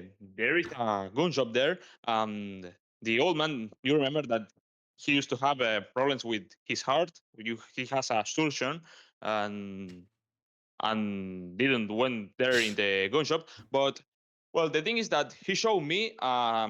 You remember the Stair Pepper 1909 with the tip of her? He Yeah, has one the for 200,000 pesos, which is something like $150. I uh-huh. will always prefer that 25 ACP than and that's a Mac thing. Search for Stair Piper 1909. That small one Oh, oh, okay. I was with the thinking wooden about grips. something that small, like this very small one right here. Very small tip of barrel. Yeah, like this one, the short It was barrel, right? designed by Nicholas Piper. Nicholas Piper was the son of Henry Piper, which was one of the founders of the FN factory in Belgium and made the Bayard pistols.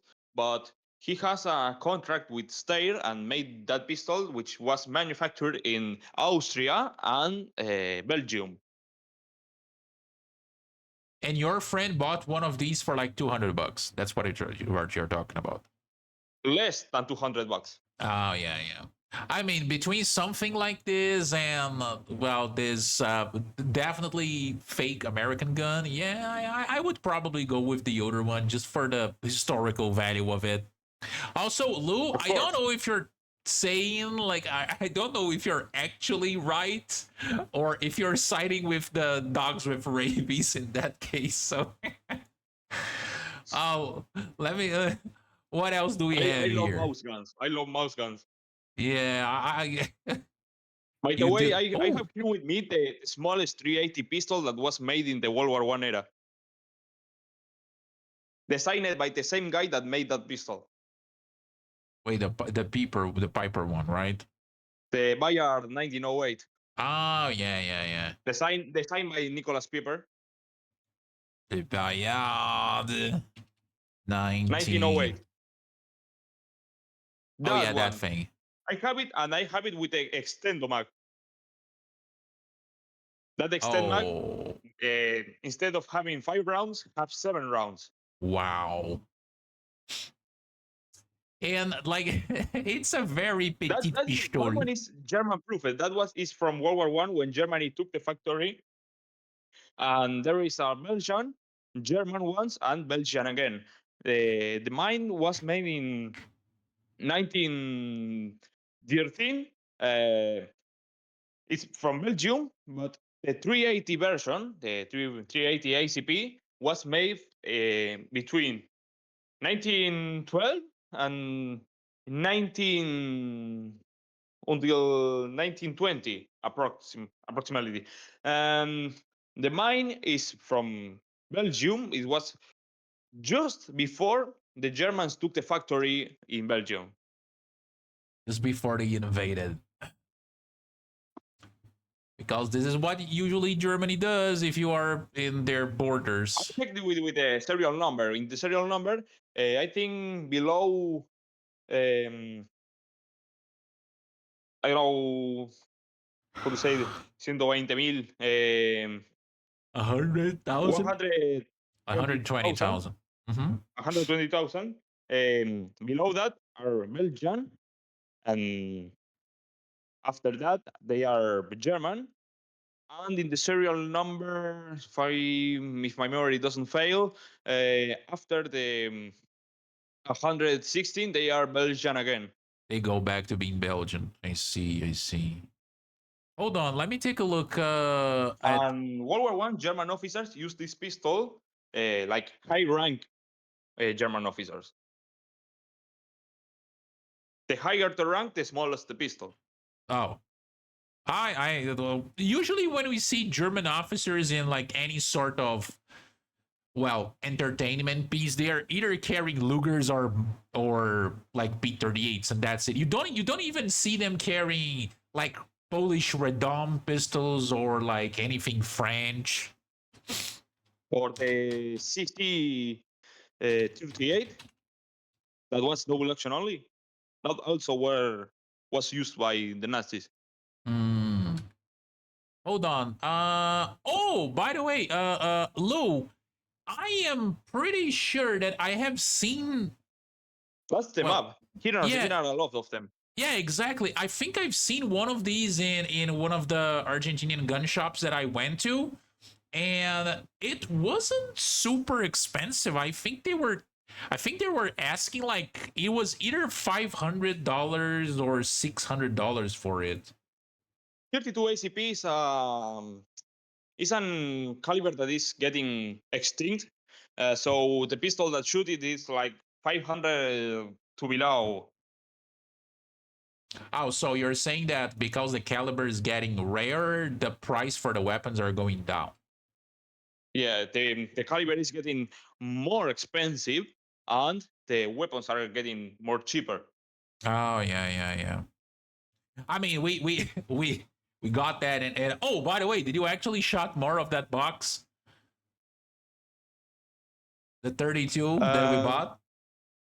what did you say? Did you shot more Didn't hear rounds it. of that box that we bought? No, I still have like 15 rounds. Oh yeah, oh, okay. So go out there and have some I fun, bro. teach my girlfriend how to shoot with those rounds that get left. Oh, that's nice. That's nice. I'm happy for that. Here in my basement, I just put a pile of woods and I teach her how Uh to shoot. oh yeah. I told people. I already told people My about this. small princess is getting I don't know how to say, like, getting older, and she needs to know how to protect herself and shoot and those things. Bruh. I actually okay. I'm gonna tell people the story again, right, Valentino, about your adventures in your basement. Like this bro right here, the way he tests subsonic rounds, guys, subsonic calibers, is that he just like in his basement, he just shoots like some wood pieces, like right under his house. No care in this world, like right in the middle of the fucking city. Bro, he's just I am not blasting paying there. $20 to test a weapon. I, bro, I was flabbergasted when you did that. Like casually just moving a piece of wood and firing the gun like in the basement, and that's like, yeah, it's fine. Like nobody cares. And then we went outside, and literally nobody cared. And I was like, whoa, okay, okay, I see what you did there. It's a Uh very well acoustic. yeah, it's very it has good soundproofing. Let's put it like that. Yeah, sound isolation. Yeah. But I wonder if someone from outside could hear at least like something snapping or something like that. And by the way, my neighbors know that I'm a gunsmith, so Oh they yeah. they know that what I do there. Yeah. Yeah. I mean it also shows a little bit of, like the culture that remains in which even if someone hear something like that, your neighbors, for example, they are not automatically going to assume that, oh, it's someone doing something wrong, right? Oh, it's just a guy testing No, there his is no gun. problem with them. I have a very good relationship. Yeah, exactly. That it's still some signs of a high trust society. Let's put it like that. Low cortisol. Yeah. uh oh, now this is a very interesting gun in this private collection, because first and foremost, it's a goddamn auto mag. Second, I didn't even knew that Automag made things in 22 Magnum. I thought that they only make like big handguns, like Freckle. I mean, they have a very small amount of those, so you're not totally wrong there. But God damn it, Freckle.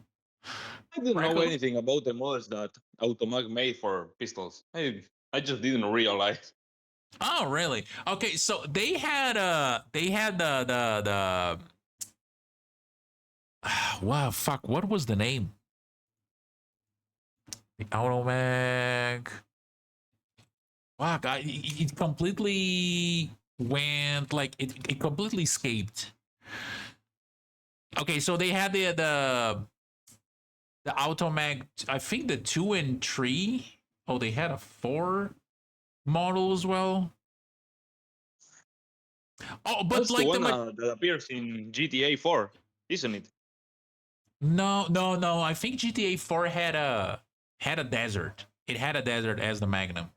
But the Automag, like the what they just usually call the Automag Automag 44. It appears in a couple of different games. I remember that Mafia 3 has it as like a one of the magnums available. It was also used by Clint Eastwood in one of the Dirty Harry's movie when he replaces his like Smith I and Wesson remember. Yeah. revolver. Yeah, but it's kind of funny because I didn't know that they made this in 22 as well. Irvindale, California. It's a really cool pistol. It's very big for a 22, but it's a 22 Magnum. And, I don't like a 22 Magnum semi-autos, but it could be a nice option. What are But they 22 unreliable? semi-autos gems a lot. Uh That's the thing. but I think that's something that comes with the fact that it's a rimfire cartridge, right? Don't guns like usually have Yeah, and some rimfire issues? calibers are not that not reliable as central fire. Uh-huh. They are, I mean, they are rimfire, and if it's not enough with the rimfire, the thing is that rimfire calibers get stuck between eh, with with the other ones. I mean, if you load a 22 pistol bat with a rim behind the rim of the round that is below that, it can get jammed. Yeah. And also I have a bad experience with rimfire pistol because did you remember that I told you of my Versa 64? When I pressed the slide release, it made slam fire. Oh, damn. The proper slide, the impact of the slide made the shot get fire. Yeah, that's not exactly optimal, let's put it like that. By the way, what's very old ammo, the tip of it was the bullet was very worn off, and that's why it passed the chamber. And when it passed the chamber, it get slammed. Mhm. Okay, so the Magnum rounds for 22, they are a little bit longer. That's why the grip of the gun and the magazine are Welcome back, 505 Velodog. huh? Welcome back, 5.5 Velodog. These things are cyclical, right? They come back. 750. Yeah, I mean for a 22, yeah. Now, this is an Astra in 22 as well. Astra revolvers are very good. Those are very good quality. Yeah. There's a friend of mine here. She's a content creator as well. Her name is Bay. Her favorite handgun, like the favorite handgun that she owns, is actually an Astra revolver, but hers is in 357, if I remember correctly. And she's always praising that gun, and I believe her because she has good taste. Yeah, This I would thing love to have actually looks an pretty Astra good. revolver. Here we have some Snoopy in 38 special. There are many of Ah, them. that's cool. That's cool. Usually around the same that this price range or like more expensive. Yeah, in the same range of price, like or 100 more dollars, 150 more. Mm. But for 600 you can get a 38 special. Oh yeah. No, I think you can get like a 38 special for like less than that because I like in gun Yeah, shop there are they the gold yeah ones, yeah. but those are exceptions because there are a lot of golds. It's a Okay. particular that particular model is very cheap. Uh-huh. 22 Bursa, very cheap as well. Yeah, I don't even know the model of that. That's one of the first Versas. Um, I think it's 223 model. Uh I like 223. the lines on it. And it definitely reminds it definitely resembles a Beretta way more than a Walter, especially Yeah, like those are the first model of Versas that were copies of Berettas. uh-huh. If you open the slide, remove a chunk of metal. You have a Beretta. It's the same thing. Mm-hmm. The internals, right? Yeah, the trigger guard also looks exactly like one of those like Beretta Yeah, very models that curvy. we look It's a good earlier. design. It doesn't get engaged with the clothes. Mm-hmm. It's cool. It's a cool looking pistol. Another 22. This already looks a little bit more That like a is motor. the best model of Versa you can get. That's why the price is a little bit higher than the other ones, Ah, because 350. that pistol has a particularly good fame in terms of quality. That was the boot grips, the finish, Uh-huh. everything. That's a model 223, but it's the Uh, model double action. It's the evolution of the model the previous one. you show before in the screen. Yeah, it's the Yeah. evolution of that model, but it's double action. And after that model, it became the model 23. It is the same thing, but without the slide release, Ah, okay. Without this little thing here, right? without that lever. Uh-huh. Yeah. And it seems that the finishing is like of good quality because you look at the grips, It's they look well I don't know made. how to say the material in English, but it's cromo duro. No, chrome alloy. Cromo duro, I don't know how to say it. I'm going to use the Google Translator. Yeah, alloy. Alloy. No, it's not alloy. No? Right. No, it's not. Hard chrome. Car. As in It's like not the zinc alloy. It's hard chrome. ah, okay, okay. Oh, what the fuck is this? They sold that model as nickel, but it's not nickel. It's hard chrome.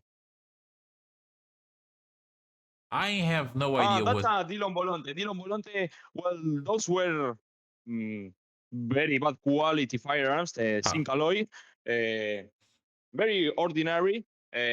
These were, I think, 8 shots. You have the 6-shot version in 32 long and the 22 version Ah, with 8 shots. A very common platform here in Argentina. Many shots of 22 LR in a zinc alloy shitty revolver. they are pretty much the high points of the 20th Yeah, like the century in Saturday Night Argentina. Special, the Yeah, disposable revolver. yeah. I see, I see. That's why the price is that low. Ooh, Yeah, it's in a actually it's in a very expensive price. yeah, but it Oh, looks Gabilondo really 22. nice. It's a decent quality firearm. It's not I mean, it's the most cheap you can get for a 1911 platform. Oh yeah. I just don't see the appeal in 22 weapons in general. Like I think they are useful if you're trying to teach someone how to shoot. But like Yeah, these are trying specials or get the hell out of me gun. I would rather have like something with a little bit more oomph, you know? Even if it Yeah, was but like in the if picture it it looks a little big, but in real life those pistols are very small, they're like small. Yeah, yeah. I can imagine. pocket pistol. Yeah. What I'm saying here is that, for example, I remember that when we went to the shooting range, your friend was firing like a very cool looking 22 pistol, right? Yeah, it was a Smith and Wesson. I think it's no, I don't remember the model, but it was a Smith and Wesson. In the gun shop I used to work, there was one of that model. Let me see if I can find it. That model, that one, like the FN Like this Smith and one right Wesson here, right? 622. No, that is not that Six one. It's oh 622, the fourth like picture. this one. Yeah. Now here's the thing. I would understand someone buying something like this to go to the range like your friend did, but like have I don't know like just one in your collection. You know, like I wouldn't if it was me, I wouldn't be like, "Oh, 22, I think I'm going to buy like more than one gun in 20." I would just have one just to like You teach need a 22 carbine, you need a 22 target pistol, a 22 survival gun, 50 a shades of 22 revolver. 22. No, I wouldn't spend my money with I that. love that pistol that looks like a Star Wars made FN 1900s. I mean, it looks very different. That's for sure.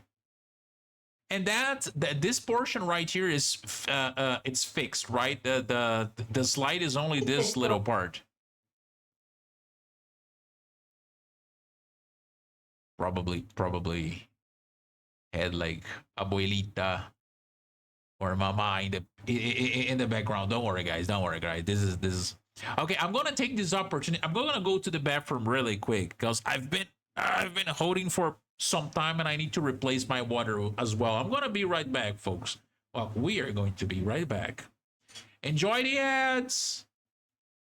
My ads, not Twitch.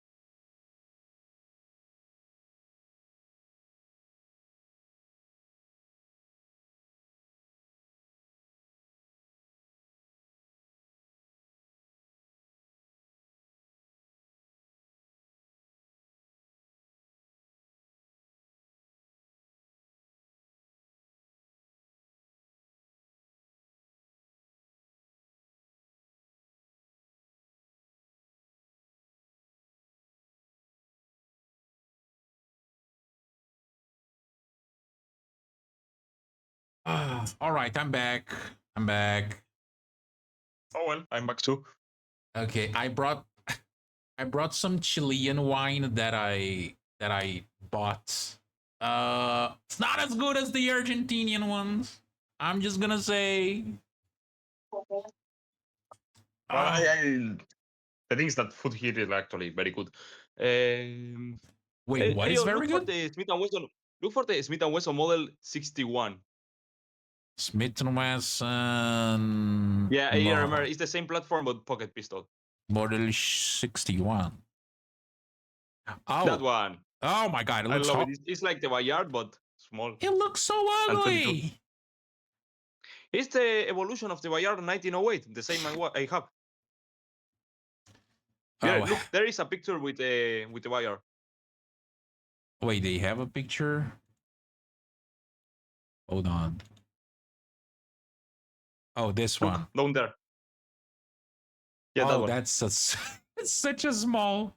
Wait, don't we have one that is? Oh, these are two of the same model, right?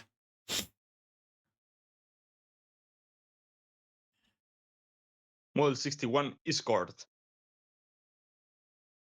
Wait, I think I was. I remember reading into like a very small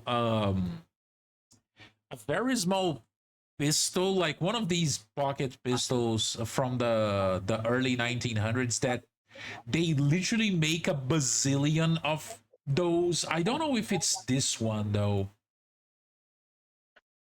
No, that's from the 60s. It's impossible. What you like? You're talking about like this model is from the 60s? Yeah, that model. That model. No. Okay, so yeah, it's a different model then because I remember that the one that I was looking into it was like from the early 1900s, and they were like, oh, we made That like should be the FN 1906. mm, 1906 no, or 1905. It depends if you started with the factory production or the patent of the no, pistol. no, no. It wasn't European. It was American. It was like an American pocket pistol that was. I The just Colt don't. Best Pocket. Maybe was a. I don't remember the The Colt Best Pocket manufacturer. is the same pistol but made in the US because John Moses Browning had the patent and sold it to FN and later sold it to Colt. Okay, so it was probably it then. It's the same pistol. They are both the same pistol. This is a cool picture with the aviator glasses, the oil. Oh, okay, I would love to chrome. have that pistol. Yeah, okay, like it's growing on me. It's growing on me, even though it's very small, but it's growing.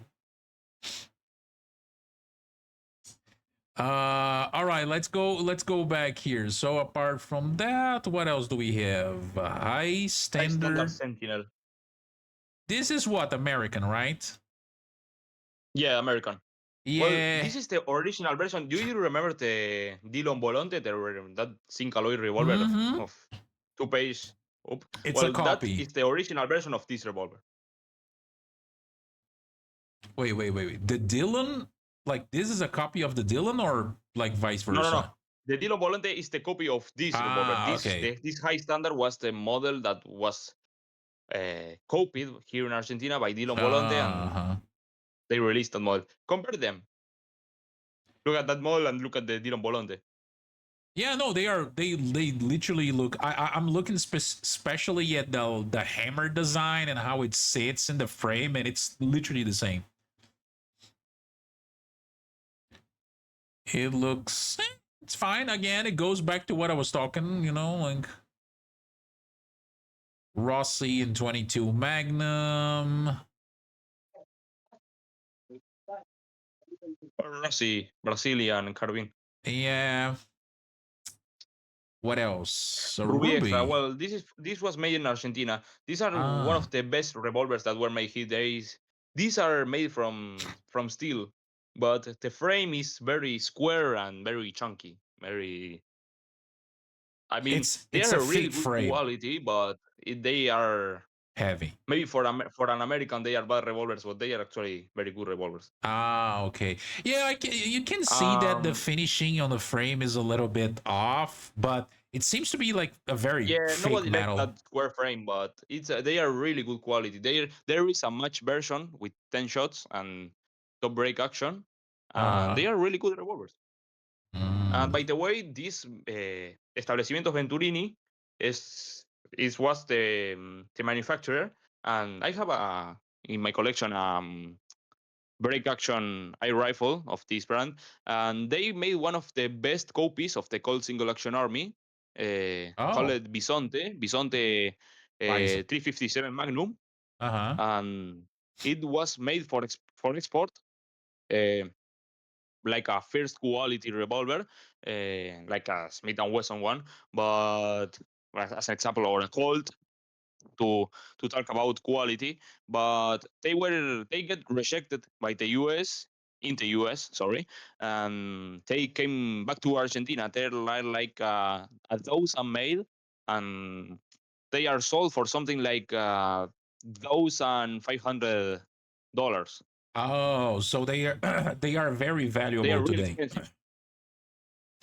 Yeah. I mean, I'm going to be honest, apart from literally seeing that in Fallout New Vegas, I don't think I have seen any examples IRL of a single action in 357. The Ruger Vaquero. Yeah. No, but the isn't the Vaquero like it doesn't it have like some more modern features It has like a the front trigger sight? for the Oh trigger no, safety. no. Oh yeah, I okay, mean the okay. transfer bar. You know about the transfer bar? Transfer bar, like that steel thingy that connects the hammer with the firing pin. Uh huh. Well, that's the only difference. Yeah. No. I was completely wrong. I think I was thinking about because there are some models of these. Oh, I was thinking about something That's it. like New this. Vaquero 357 Magnum. Ah, okay. Yeah, when I say like modern Dutches, I was talking about something like that. But yeah, okay, so they do have different stuff for it, like different versions. All right, Yeah, there that's are a lot cool. of versions with different grips, different long barrels, different calibers. Mm-hmm. Oh, we were just talking about the next gun was something very similar to the I Vaquero. have no idea of what that is. It's the first time I see of that brand. Yeah, it's Whale Rouse. probably. Wait, hold on. Ruger. Yeah, why? Why? Nah, maybe the box is not from that revolver. Huh? Well, good Maybe that question. box has nothing to do with the revolver itself. Yeah, that could be the case. You can clearly see that there are some markings on the frame and on the barrel, but There is no way that that is the box. Those uh, markings in the frame are called I don't know how to say it in English. In English, it's like um, say it in hard Spanish. case coloring or hard casing color, no así, something like that. Oh, now I was just saying that you can't read the markings because of the quality of the picture. Ah, I don't know. Uh, Probably not. Also, okay, this. Color case hardening. It's Okay, the name okay. of the finish. Color Now, case hardening. Now this is something that my friend called my attention when he was looking at it because I was like, "Oh, there's a mini 14." And then he was like, "Oh, but is this one in 22?" And I was like, "Oh, Yep, 2012. why? But why? Very rare. Mini 14s In are the workshop already I used to fucking work, there was expensive." one in 223 Remington. Yeah. Cuz even in America these things are expensive. So why would someone pay like $2,700 for something in 22, bro? Are you fucking out of your mind? Because of Argentina. Ah, yeah, I guess. I don't remember, but I Very think cheap one of or very expensive. yeah, there doesn't No seem middle to point. that I was about to say that there doesn't seem to have a middle ground. But the thing is, I think even in America, like if you want to buy something like this nowadays, but in 556, I think you're spending like over a thousand US dollars. So the Probably. the The Argentinians are asking almost 3 times the price for a 22 version. Like, who would you would have to snort an entire fucking line of cocaine in order to be willing to In the pay gun that shop price? I used to work, there was, I think it was in the same price for the 556 or 223. Yeah, exactly. Like, I what's the don't know point? why someone will pay that price for a 22 LR. Maybe it's a training version or Ah, something that is very rare to find for collectors, but I don't think so. Valentino, fuck. Look at this. The feet in the picture. Holy shit. God damn it.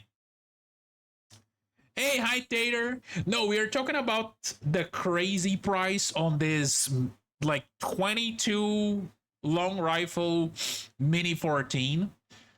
Because isn't something like this in 556 in America around, like, if I remember correctly, something around like maybe 1200, 1500 US dollars? Or is it more expensive? It should be around that price, but the Ruger is a expensive brand outside the US. Wait, which brand? Oh, Ruger. Okay, okay. Ruger is Yeah. it's not cheap, but like a middle price in the US, but outside the US is a very expensive brand. Here in Uh, Argentina, the American weapons are way more expensive than European. I don't know oh, why. yeah. All good gun photos require feet. Oh, no, no. I disagree on that one, bro. I disagree. Another Another quote. gold. Well, Yes. these are the most common revolver you can find here. Yeah, I would definitely carry something like this.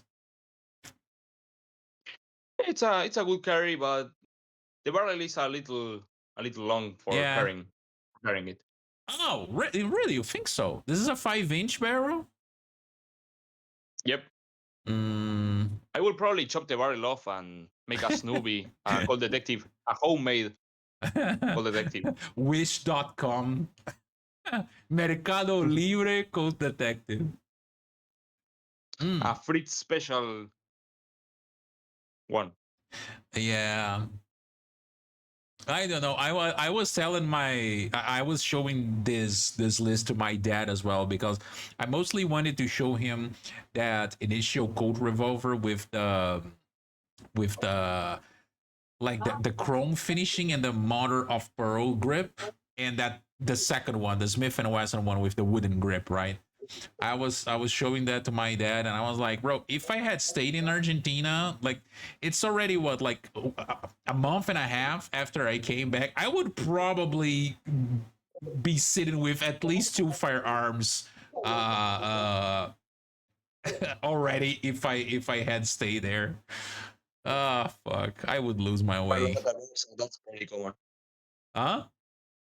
That's very common. Versa Thunder. Oh, Nothing to yeah. do, nothing really to see. 32 ACP, Walter PPKP copy.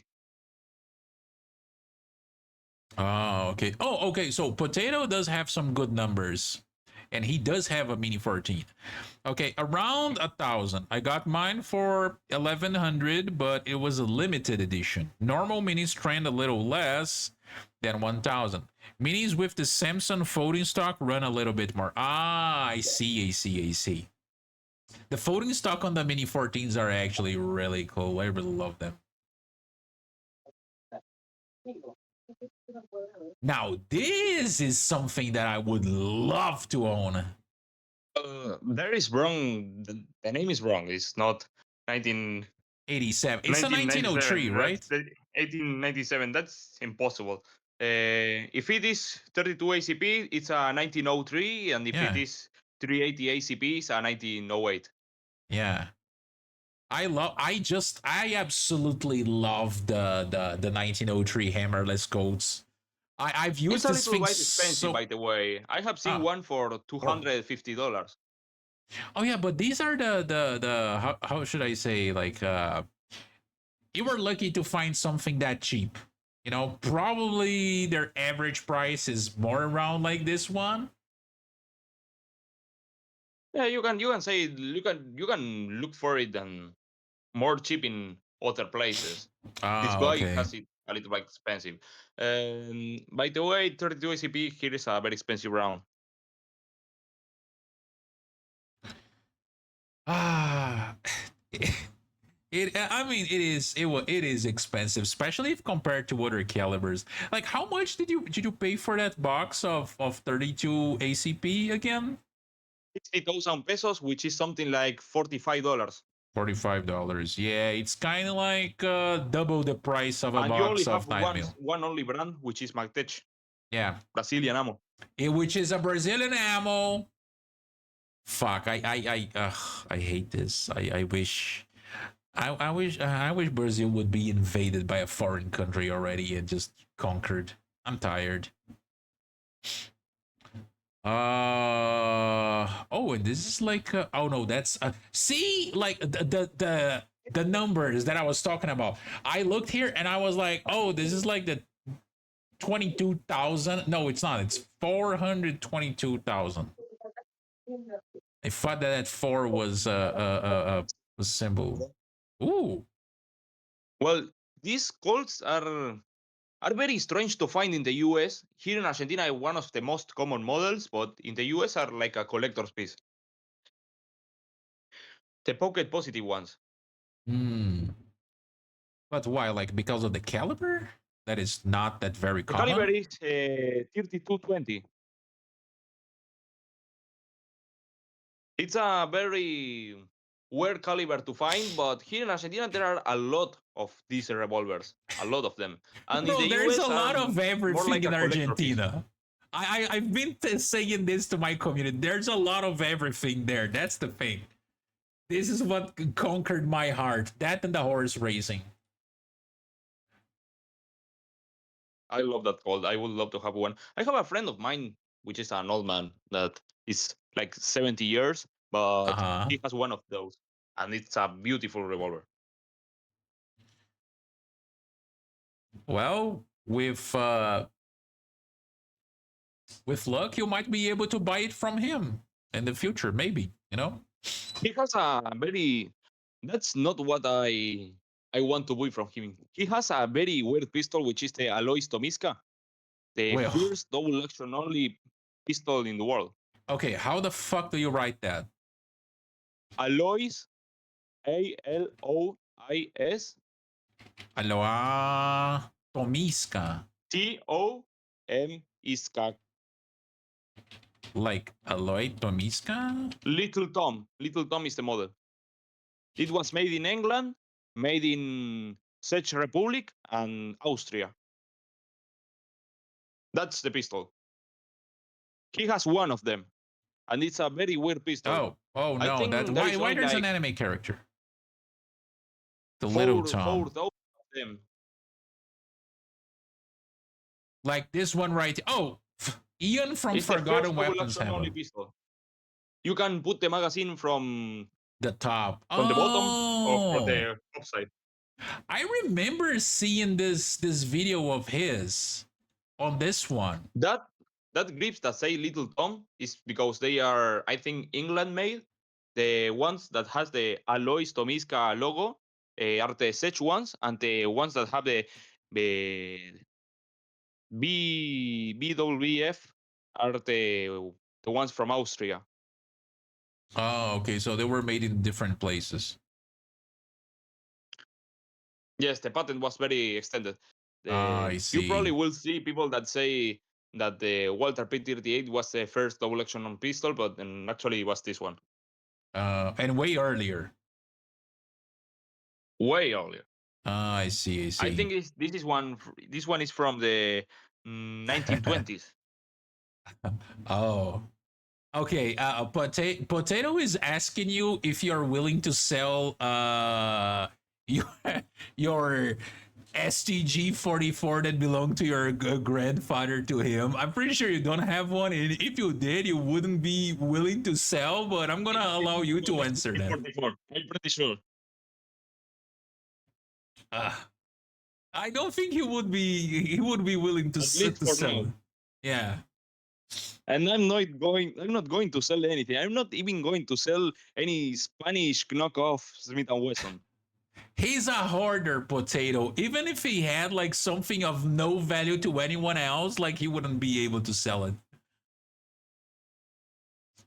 And you know what? The only German weapon I own is the Walter Model 4. I have no more German weapons. Oh, I swear it. time to increase your inventory, Valentino. Come on.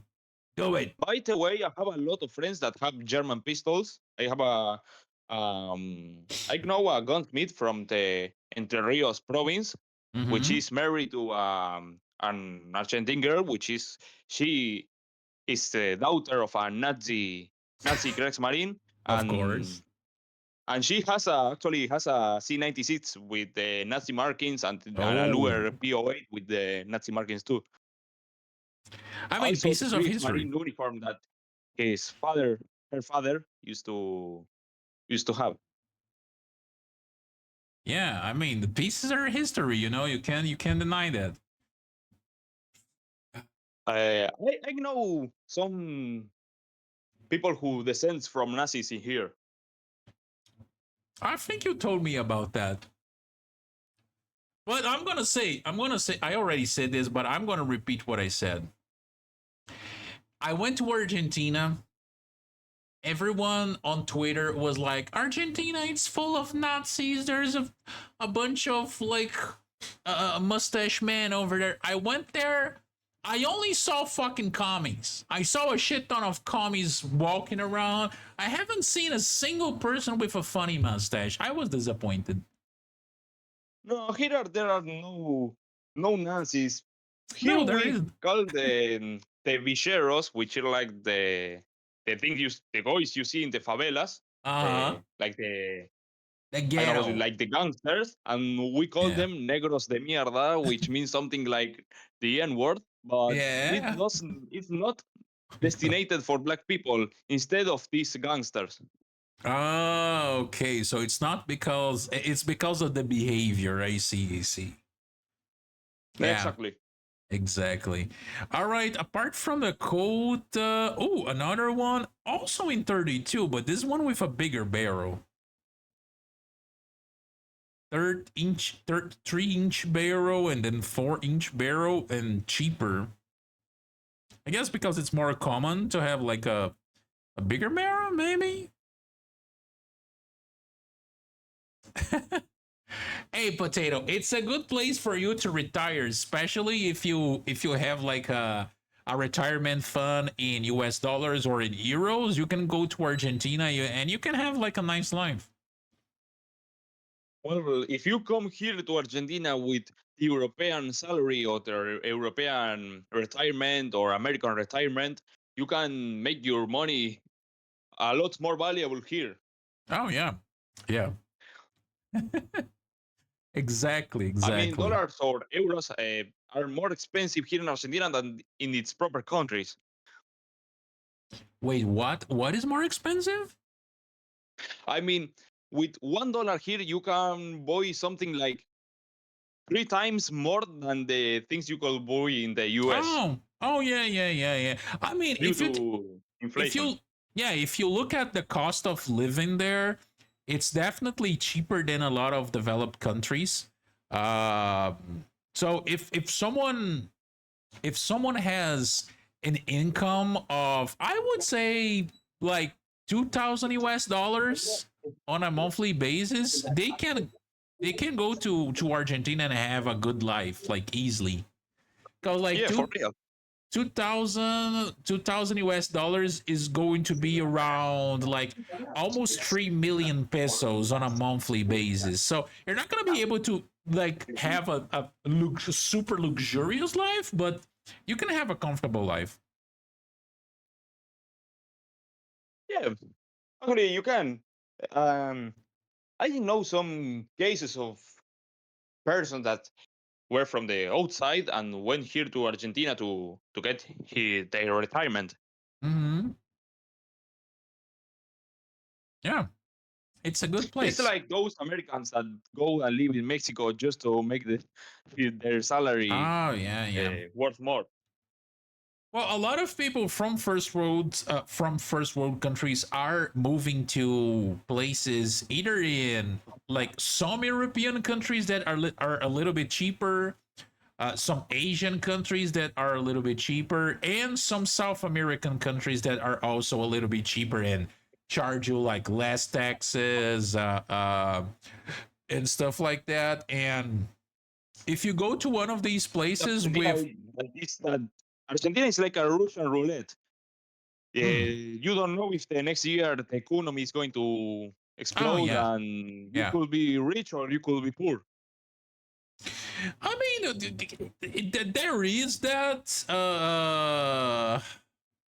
but let's think positive and think that the current government is gonna have like some extra time there for the next election as Yeah, well. but by And the way, I'm living good with. I mean, with the things I do with the weapons and yeah, that. yeah, I mean, fixing. You can live off fixing firearms, but you can survive and about everything you need. If you can get another thing to do to make money, you can live very well. Actually, I mean, I don't have a really good life, but I can survive. And the thing is that I only work like 2 hours a day fixing firearms. yeah. And I'm gonna be honest, like in this day and age, if you look around the world, like the majority of people were not having like a very luxurious lives. The majority of people are just, like working on a daily basis to pay their bills and like survive. But the thing is, if you live in a quiet place, if you have access to like good food and like good people around you, and if you can enjoy your hobbies, I think that you are already in a good place. Like if you don't have the Wait, government breathing on your neck trying to steal you can everything live that in you a make. field here for Yeah. $10,000. Mm. No, like the other day I saw an American guy. He came he came to Brazil. That was his only mistake. He chose like he made a choice when it came to like choosing a South American country to establish, and he chose Brazil, which I think it was a wrong choice. But I mean, maybe for what he wanted is the good thing. And he came like I think he works with something like through the internet. He went to a countryside city, and I think with the equivalent of like 10,000 US dollars, he bought a piece of land in this small town, like in a really open area with like a lot of vegetation and everything. And he started building a house for him there. And with I think he had like he had more cash, but then he went out and bought a like a used motorcycle for like $700 or $800, and he uses the motorcycle to ride around the city, like buy whatever the fuck he needs. And he's like, bro, I'm building my life here. I'm close to nature. I have access to like the basic stuff here. I have access to electricity. I have access to running water. I have access to the internet. I'm close to nature. The prices of things here are super cheap because I'm making my money in US dollars, and everything here is in this super undervalued currency. And because he is super far from any major city, he doesn't really have to worry about safety, like public safety, as people have to worry about in like huge cities. So guys, like if I were in America, I couldn't have any of this. I wouldn't be able to buy a property. I wouldn't be able to buy a vehicle with this amount of money. I wouldn't be able to survive with this amount of money. But here I can survive, and I'm building my own thing. I'm growing some crops because he was planting some stuff as well. Like I don't know, like potatoes, corn, whatever. And the guy was like super happy with it and with a simple life. So yeah, you can definitely do that in South America. The difference is that if you go to a place like Argentina, you can live that, and you can have access to amazing meat, and you can have access to firearms. If you come to Brazil, you're not gonna have access to those things. You're gonna have access to other stuff, but not guns. So I would choose Argentina. Yes, but here in Argentina, you can have your weapon, but not carrying it. That's the problem. Unless you have the permission of the owner of a field to carry it, Oh carrying yeah, it in a private field private and to property. hunt or Mhm. and to eat something. Yeah, but it's the And you same have in to Brazil. make a call to the government of the state, the provincia, to have a permission to hunt. It's very easy to do, but you have to do it. No, no. Again, it's the same as in Brazil, but Brazil is way more complicated. It's way more troublesome. It's way more bureaucratic, and they actually don't want you to like do any of that. While in Argentina, right now you guys are living a really good moment, and I think that even before the government was still very permissive on this. Yeah, Like the government is actually really, really permissive with firearms. yeah, exactly. This is what I'm talking about, and this is something that I Before told. the Milei government, you have to wait something like 2 months to retire a firearm i- after you bought it, Uh huh. and now you can retire it from in the same day. In the same day Yeah, you bought it. You bought it. Wait 10 minutes and leave. it's way better. Okay, hold on, hold on. Potato, why are you for 16 million? Can I buy one of Pablo's Escobar hippos? I don't know. They are not located in Brazil. And even if they were, I don't think you would be able to buy them because the local population actually loves those fucking hippos. They don't allow anyone to do anything with them in Colombia. Here in People have Argentina is the uh Thompson SMG from Pablo Escobar in the museum. wait, the Thompson. Oh. Yeah, the Thompson of Pablo Escobar in the museum. Do you remember? And you can shoot it. You can shoot it in the Versa. There is Oh, by the way, when is like that event? a shooting event from Versa, and there is the museum, and the museum brings the Thompson of Pablo Escobar to shoot it, and you can shoot it full auto. Okay, when is that event, bro? I think it's somewhere around August August? or September, but I'll will you I will tell you when it is. No, no, no, no. Check the But information it's and every let year, me know beforehand. every year. That's for sure.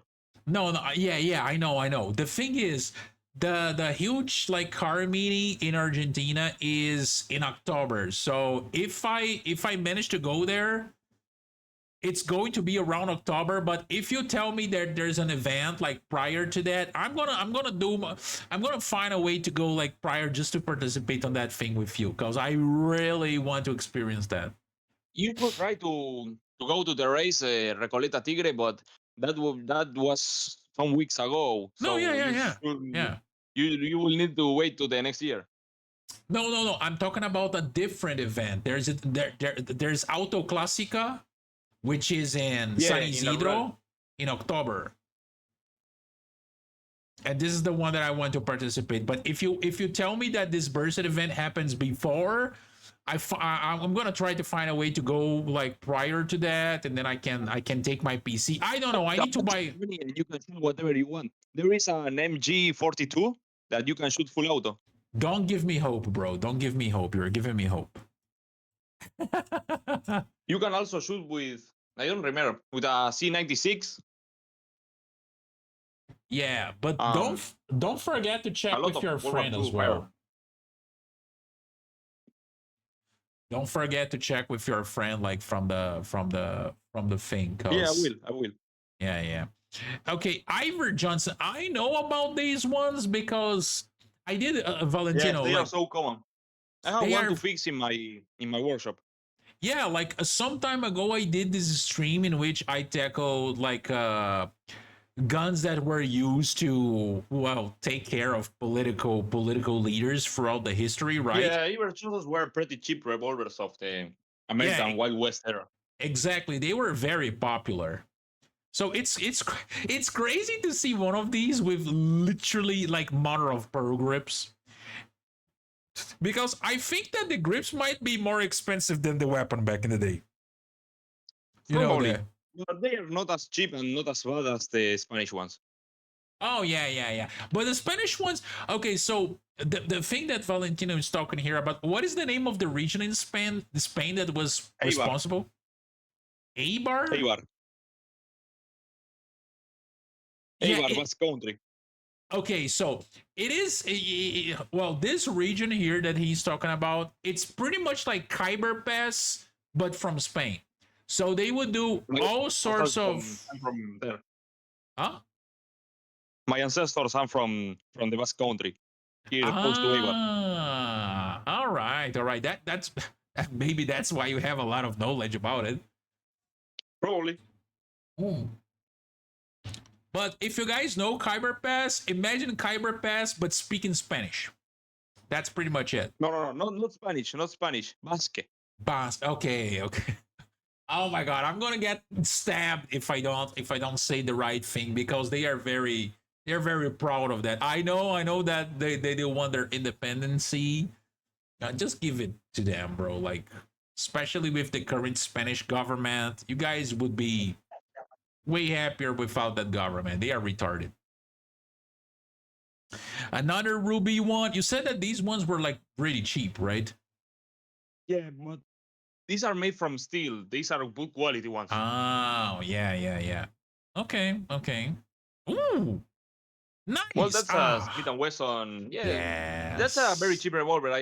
That's a really good price for it. Yeah, it is. I would definitely okay. Where can I send the money, Valentino? Send me Well, your you can Mercado send it for Libre Mercado account. Pago. I can God, vote it and I I can save it here for you. I know, but I can't because my fucking current account from Mercado Libre doesn't allow me to send money to Argentina. They are stupid. Well, if you come and you want to vote a firearm, I can vote it for you and left it here, save it for you, and if you want to come, you can shoot it whenever you want. I was actually thinking about this, bro. Sending you money to buy me future firearms. Like I'm gonna You think about come that. here to Argentina and want to live in Argentina in the future, I can legally trespassing you by putting up your name.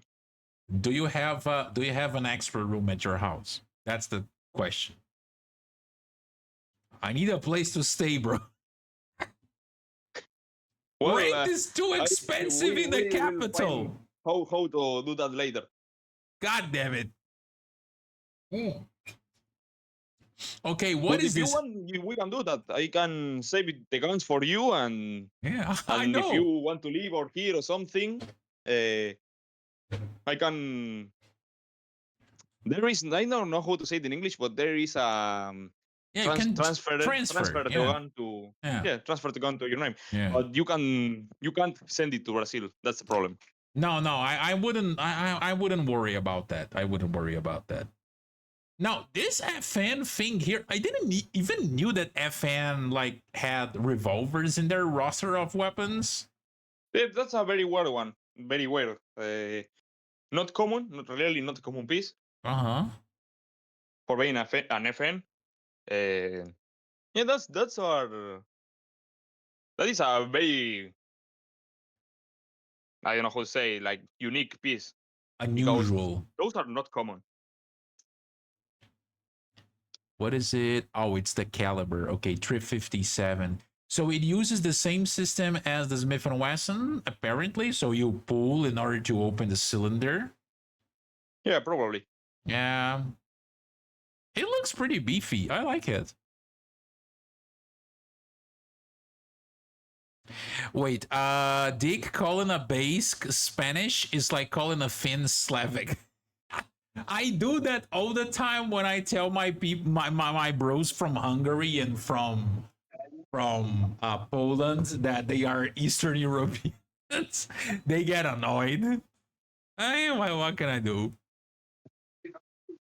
Oh, that's so adorable. Oh my god, it's so expensive. Why? Why is it so expensive? It's like 800 bucks. What? Damn, that's expensive. That's really expensive. That is Especially why? those that are aluminum alloy. They break. Cool. Those revolvers are the worst one made by Colt. Those break very easily.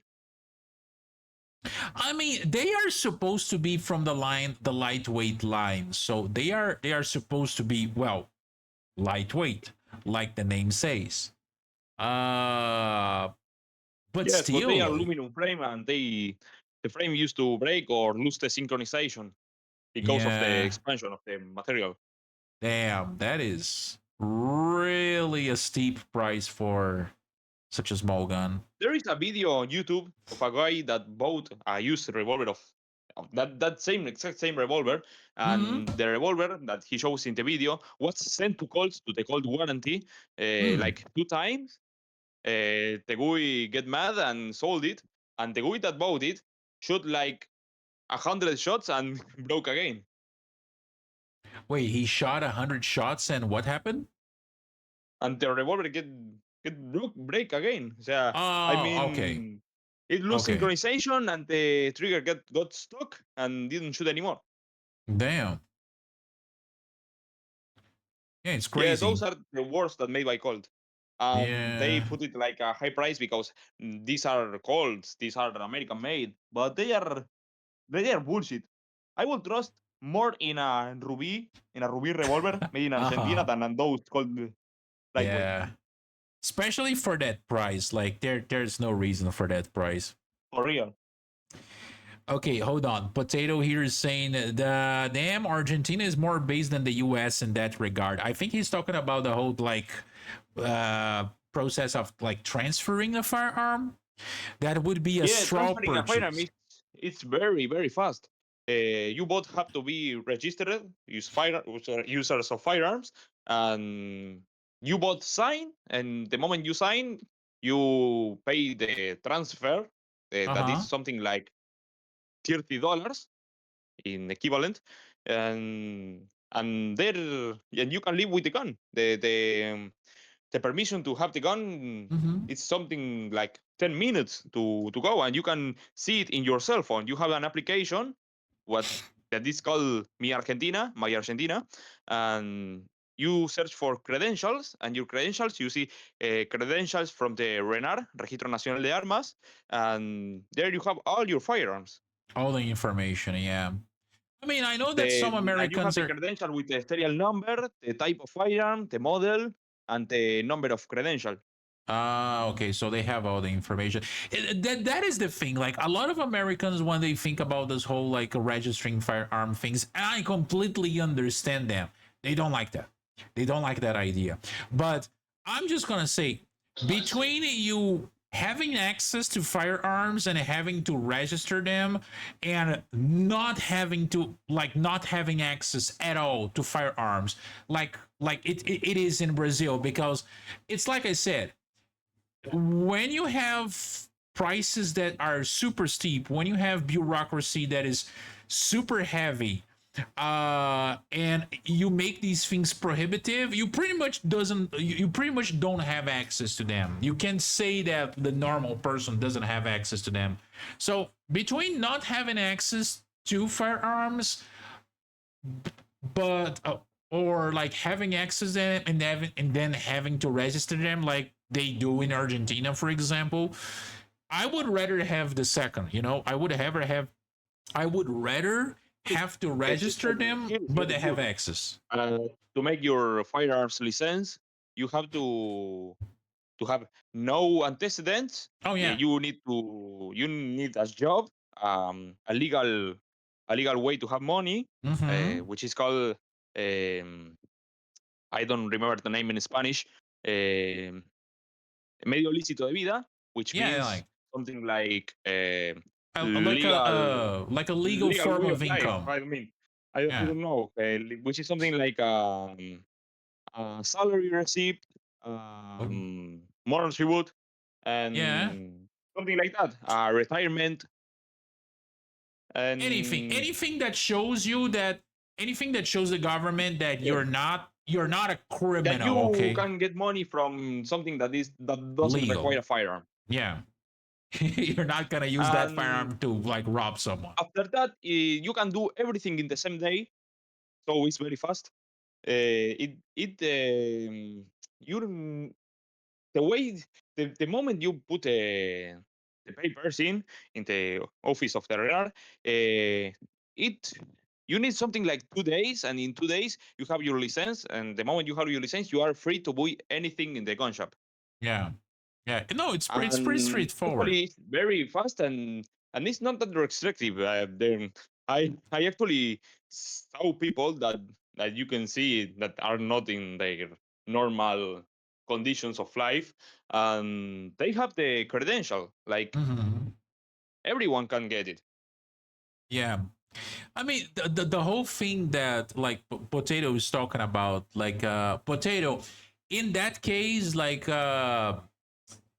in Argentina, you need to have like proper papers, like legal papers that show that you're legally allowed into the country, to like have the right to, you know, like own a firearm. So he wouldn't be able to transfer a firearm to me if I didn't have like the proper papers from the government. But if I had a residency, like a permission to stay in the country, like legally, I could. And this is why I don't really understand when it comes to like the whole American thing, because why would you send someone to jail, for example, if you're buying a gun with the intention to transfer to someone, if that person has everything right and they are legally in the country, they have like all the papers, like all the paperwork, everything, like it doesn't make any sense. Yeah, it's kind of like a green card. Exactly, exactly. Because here's the thing: Argentina is a super friendly place for people that want to emigrate there. You know, Yeah, at least. real. It's very easy to get the citizens. Yeah, exactly. No, not the citizen, the residency. The The residency is super residency. easy. The Yeah, you are from Brazil. citizenship You're is from Brazil, which also. is part of the Mercosur. Oh yeah, no, but even for people that are from Europe or from people that are from Asia or North America, it's not hard because from Mercosur is a different it's a different set of laws that definitely makes it easier. But even if someone from America would like to emigrate to Argentina and they like guns and they want to have access to guns, they could they could have access to a residency permit like really easily. It's not like rocket science. Yeah, here, lastly, I have seen a lot of Russians and Ukrainians. Oh A yeah, lot of them in the capital. yeah. You walk and you can find at least five Russians or Ukrainians. I didn't came across any Russians when I went there, but I found a profile of this girl on Instagram that I think she's one of the two. She's either Russian or Ukrainian. I think she's Russian, and she lives in Buenos Aires. And I love how she speaks Spanish because she still has like Yes, and some there are accent. Russian stores that sell Russian candies, Russian food. Wait, where? There are a lot of them in Buenos Aires, but they are like closed communities. Probably in those Ah. stores don't even speak Spanish. They just will attend in Russian. Oh, I see. I see. I haven't come across any of those. I saw a lot of Japanese, like Chinese stores, but not a And there are a single lot of Russian. women that came here like pregnant and have the baby Pregnant. here. So the kid is Argentine and don't have to go to Russia to fight a war. Many people here they are like spies, but I don't think so. Oh, it's kind of funny that you say that. It's because the government. No, no, exactly. I understand that, Freckle. I understand that. And again, I don't think that Americans are wrong when they complain about firearm registry. I think that they are actually right when they complain about that. But when you think about a country that kind of doesn't have a choice anymore, you need to choose, like your choice is between having a country that doesn't allow you to have firearms, or a country that allows you to have firearms under a registry policy. I would rather have access to them. You know. Yes, Uh, of course. Yeah, Totally. yeah, definitely.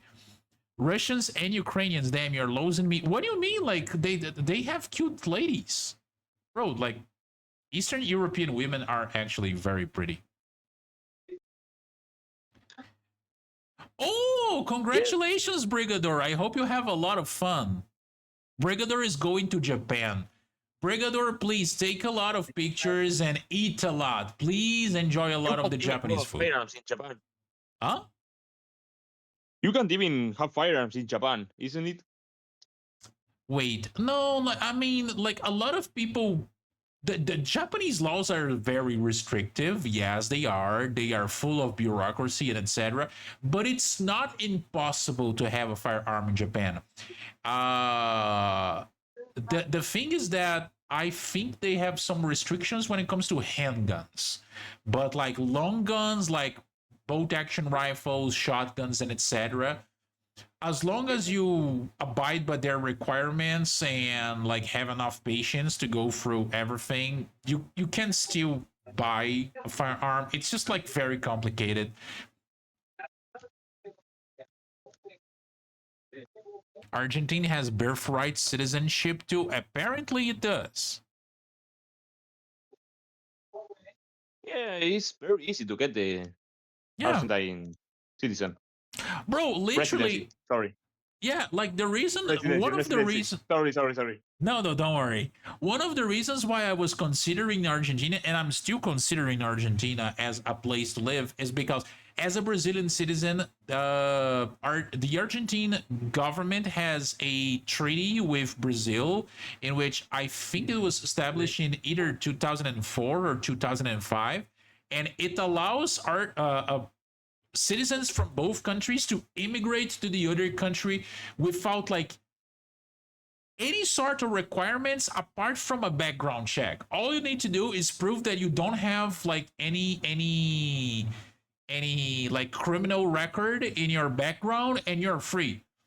Nowadays, I think you need some witnesses like Argentinian people. Like if you are a Brazilian, you need like at least two Argentinian people to be like, oh no, I know this guy, I know that he's like a good person and etc. But that's it. You prove that you're not a criminal, and you prove that you know two people in Argentina that are able to vouch for you, and you're fine, right? That's it. You get to the right to live in the country. You get an ID card. You get like all the rights that an Argentinian citizen have, including gun rights.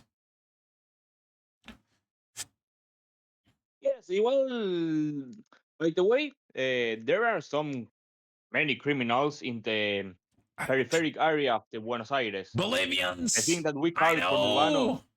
It's like the where all the favelas are, Yeah, villas, as we call them here. yeah, exactly. I mean, there's still like illegal immigration to Argentina, but usually from like other people from South America, from Yeah, even from poorer Bolivia, countries. Peru, Paraguay. Yeah. So it's like Schengen. It is kind of like Schengen. It is kind of like Schengen. Under the trade agreement between some of the South American countries, you are as a Brazilian citizen, you are able to go to Argentina and spend 2 years there. It's like a temporary residency, but but this is if you apply through the trade agreement, the Mercosur, like Valentino said. If you apply as a Brazilian citizen, you can just apply for like a permanent residency, and that's it.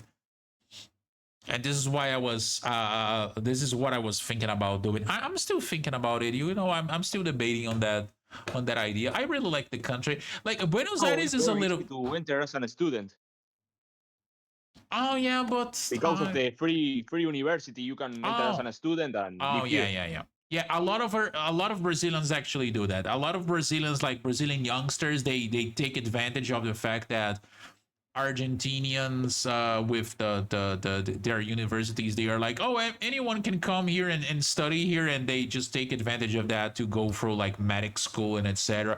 It's horrible. They take advantage of the system, and they are like super. They are a bunch of ungrateful bastards. Like this other day, they were complaining about the internet, and they were actually demanding that classes in the University of Medicine were teached in Portuguese instead of Spanish. And I was like, if I were Milei, I would personally deport those fuckers. I Yeah, would. there are programs of deportation of immigrants, but this is not that easy because Yeah. most of them are not illegal because they No. already Yeah. got the Yeah. citizenship. Yeah. But you can still deport someone that is legally in the country, like the Trump government has been doing that in America to some degree. So it's not impossible. And I don't think I'm sorry, but if you are an immigrant and you are ungrateful to the country that is like welcoming you, I don't think you should have the right to stay there. Because like my brother in Christ, all you have to do is be grateful for the opportunity that they are giving you. You don't have the right to go to the university and be like, oh, we demand that the classes should be taught in Portuguese because I don't know, 2/3 of the class is of Brazilian studies. You guys are literally not paying anything to study there. You're Oh, you like, made me remember. There was a notice that became very famous here that was of Brazilian students in Argentine universities that complained about there were no classes in Portuguese, yeah, because the and they made like something like some sort of protest in the university because of that reason. yeah, it's completely stupid, bro. It's completely stupid. It's like fucking Muslims going to Japan or like Germany and being like, oh, we don't like pork, so you guys cannot eat pork. I'm like, fuck, go back to your country, you piece of shit. It's something like that.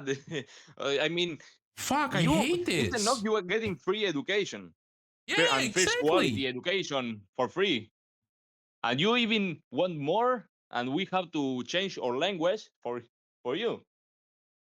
Yeah, it's fucking retarded, bro. It's fucking retarded. Yeah. Valentino has a very specific opinion on the Falklands conflict. He already shared with me, but if you want to share that with the people here in the stream, Valentino, go ahead.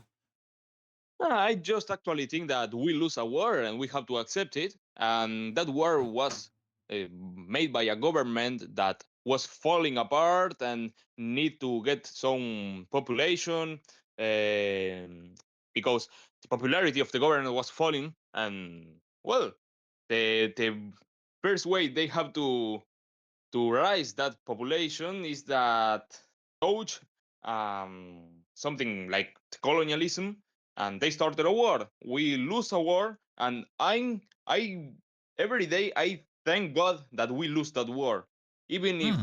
people died and everything. I think that if that war didn't happen, probably the dictatorship wouldn't leave the government, and I think that that war was like 15 years ago. I mean, you have a big ass country that is the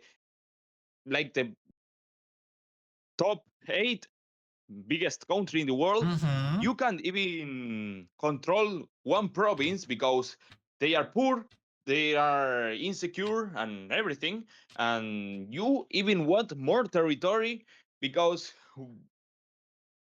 I don't know, because the Englishmen are bad. The English give better quality of life at those residents that the Argentine government could do. Yeah, so I mean, I'm your like whole thing is pessimist. just to let go, right? Just let it go. I'm a little bit pessimist about that war because we lose the war and we have to accept it. We started the war, Yeah, yeah, definitely. Definitely. But okay, but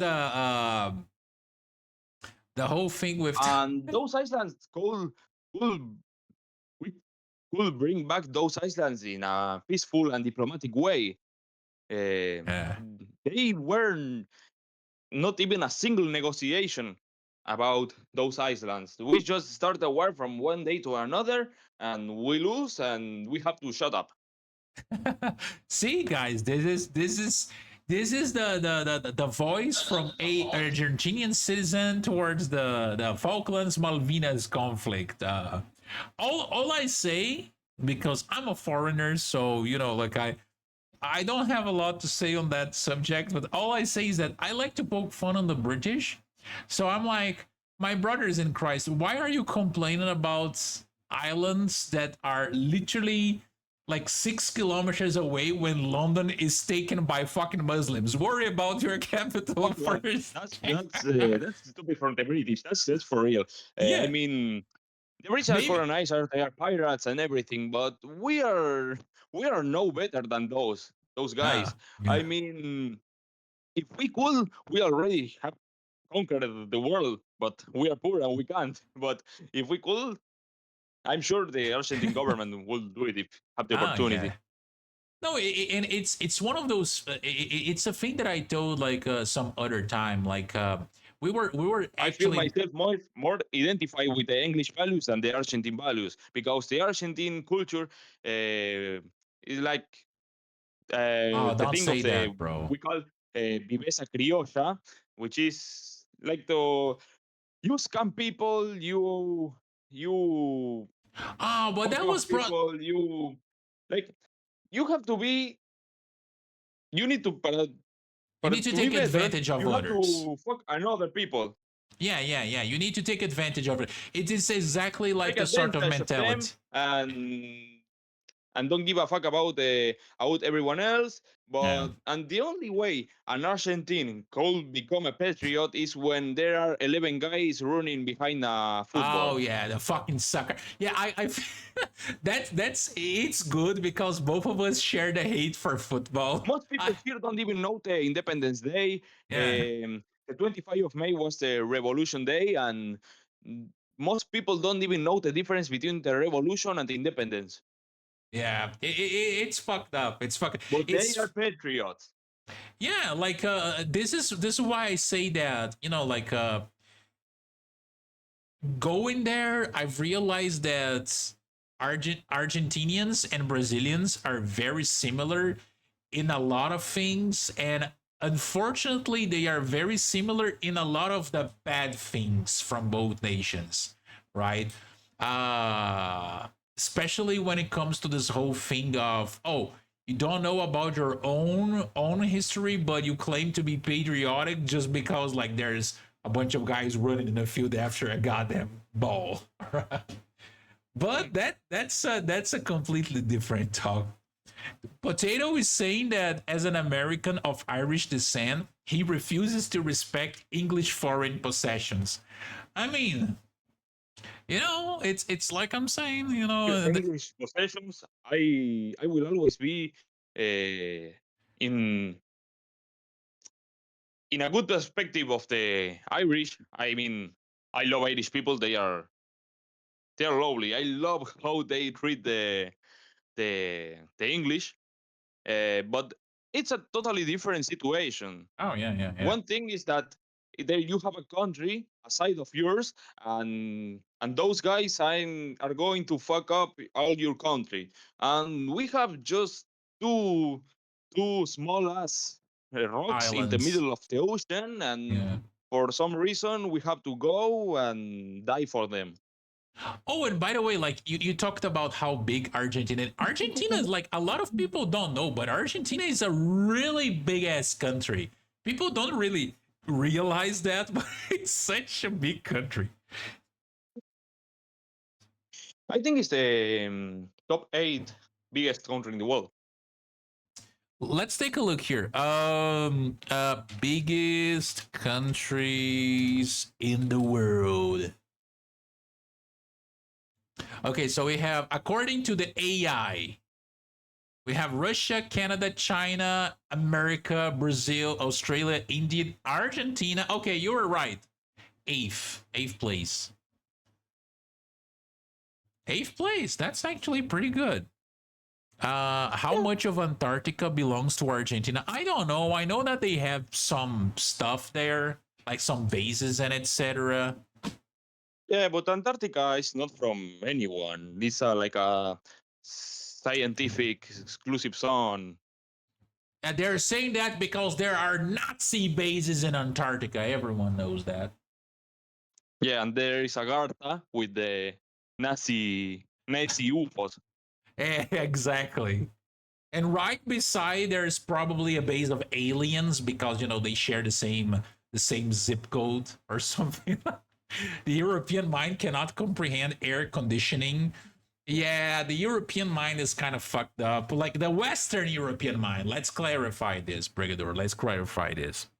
Okay, let me ask you something, Valentino. How much time do you have left on your end? How much time? Yeah, cause I didn't hear you. Sorry. yeah, like How much time did I? how much time do you still have on your end there? Like how much longer can you keep going? Because I don't know if you I have don't know, like something like 50 minutes, 15. 15. Okay, let me go to the bathroom like really quick and then we can take a look at some more guns and wrap things up, at least between us. All right, All right then. hold on guys, give me a moment, I'm gonna be right back.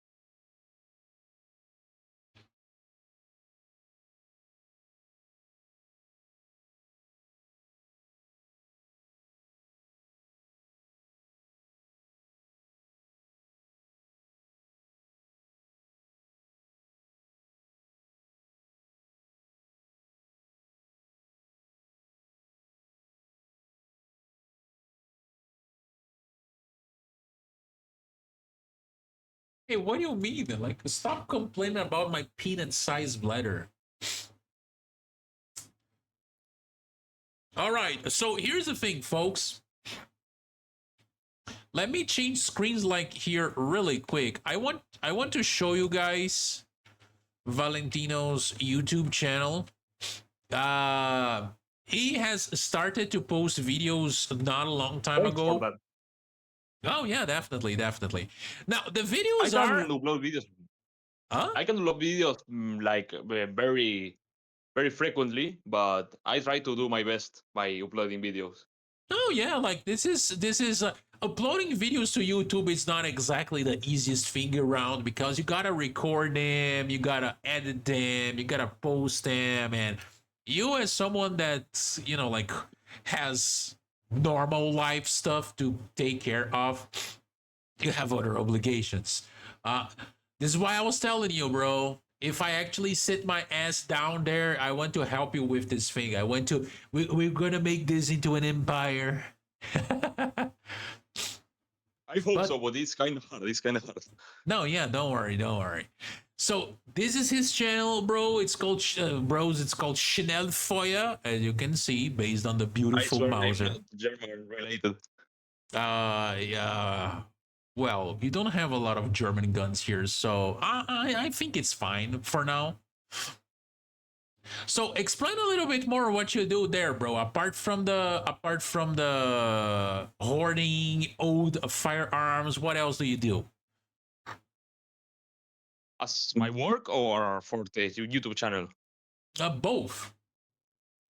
Well, I'm a gunsmith and I repair, modify, and restore firearms, especially vintage or antique ones. But uh, I do many things related to firearms. I buy them and sell them. I I love to be in my workshop and restore them. Seeing an historical piece working again is the best feeling I can get in this in this work. But the thing is that I like weird guns, especially antique ones, like forgotten weapons as an example, but with low cost and here in Argentina. Um, and I like to teach. I like to teach. I am very bad at speaking, even in Spanish, but I try to do my best because I'm very shy and it's kind of hard to to speak. But I have many rare firearms to show, and the firearms I show in my channel are not even the half that I own. But I think that with the time and that, I will upload more videos and more with more information about national Argentine firearms and vintage European ones or Americans if I have the opportunity. And maybe I will expand. And also, I have a web or an Instagram page of gunsmithing, which is called Armeros Pura Sangre. Armeros Pura Sangre it's like a motorbike club I have without the motorcycles, and we are all gunsmiths, and we share our works and that.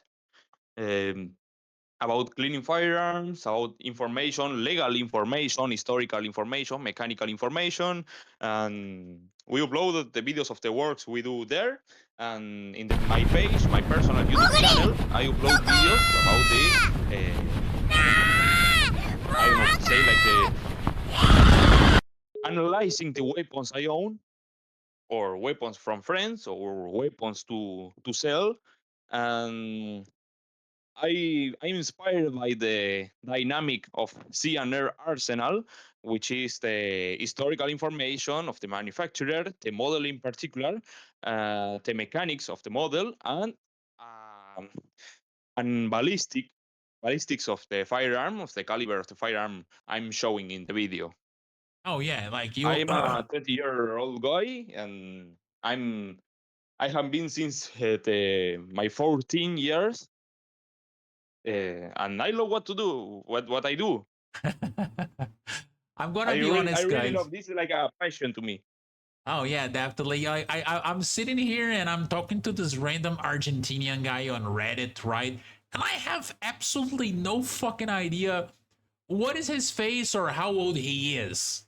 And I sit here and one day and I'm like, bro, you want to go to the museum, like the firearm museum of the nation with me?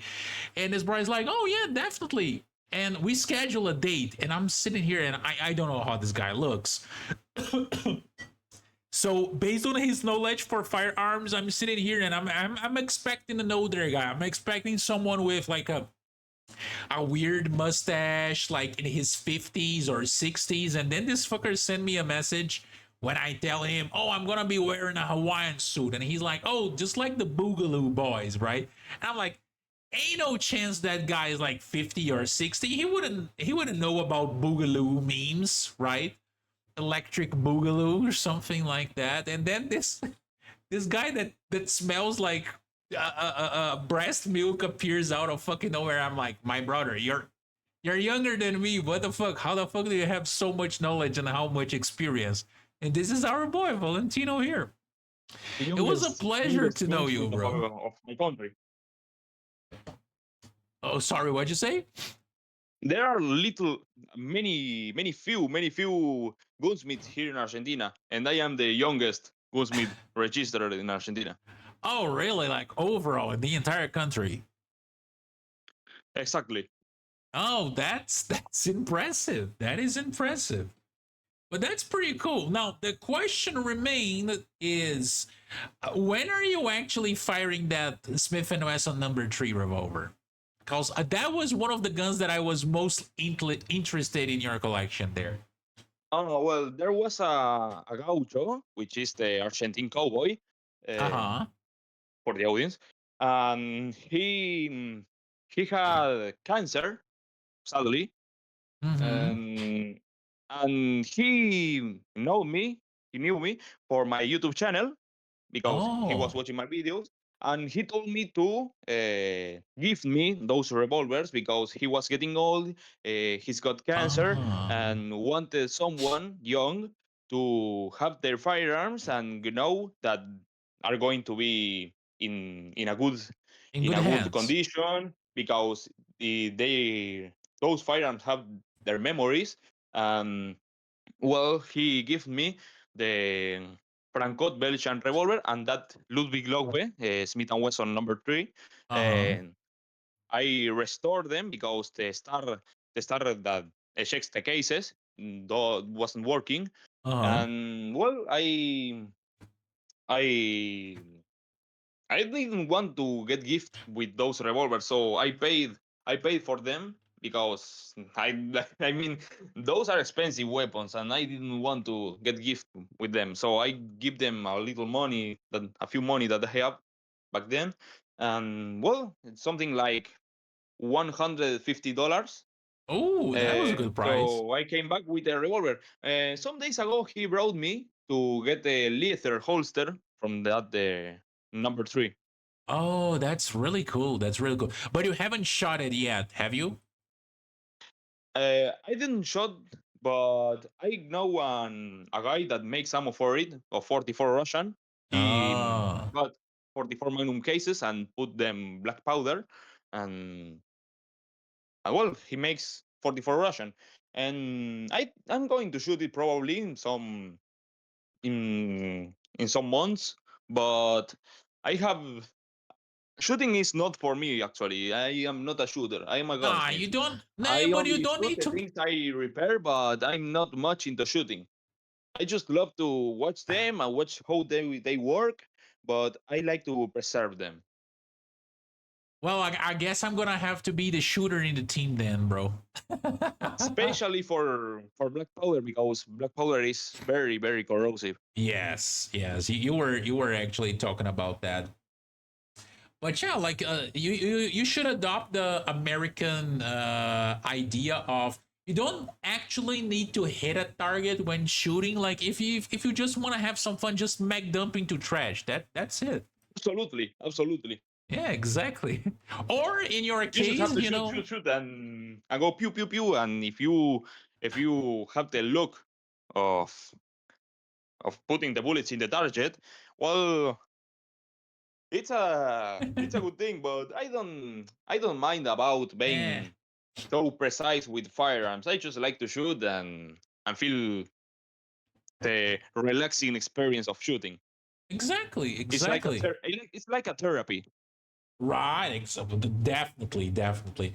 You will never see someone with a sad face firing a fully automatic gun. That's a truth that people are not exactly willing to accept. But like just do that. Just go out there, shoot things, Give be me happy. a give me a high power, and I will make the disconnector 1 millimeter longer, and it will get a Federal submachine crime? gun. No, no. Allegedly, allegedly. But it's pretty cool, bro. I hope we have more opportunity to shoot in the future, and to talk about like different firearms because these things are really cool. Argentina is a really nice place for that.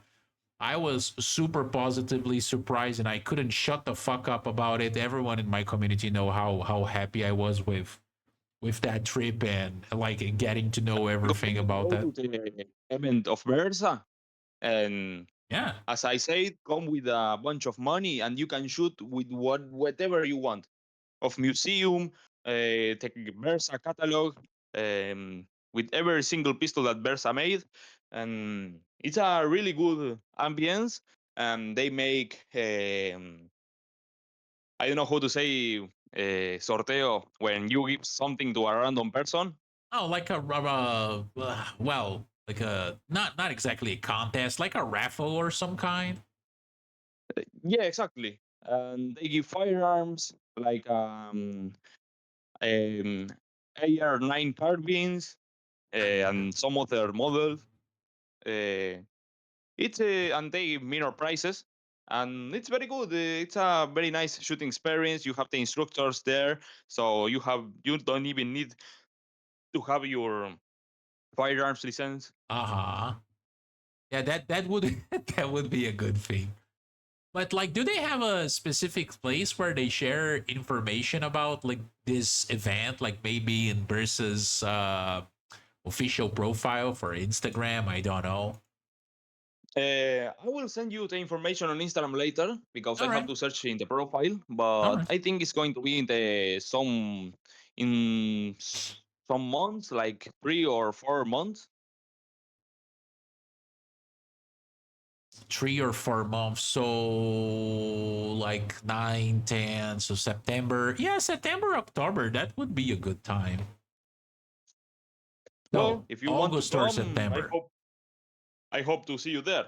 Oh yeah, it would definitely be really cool, really cool.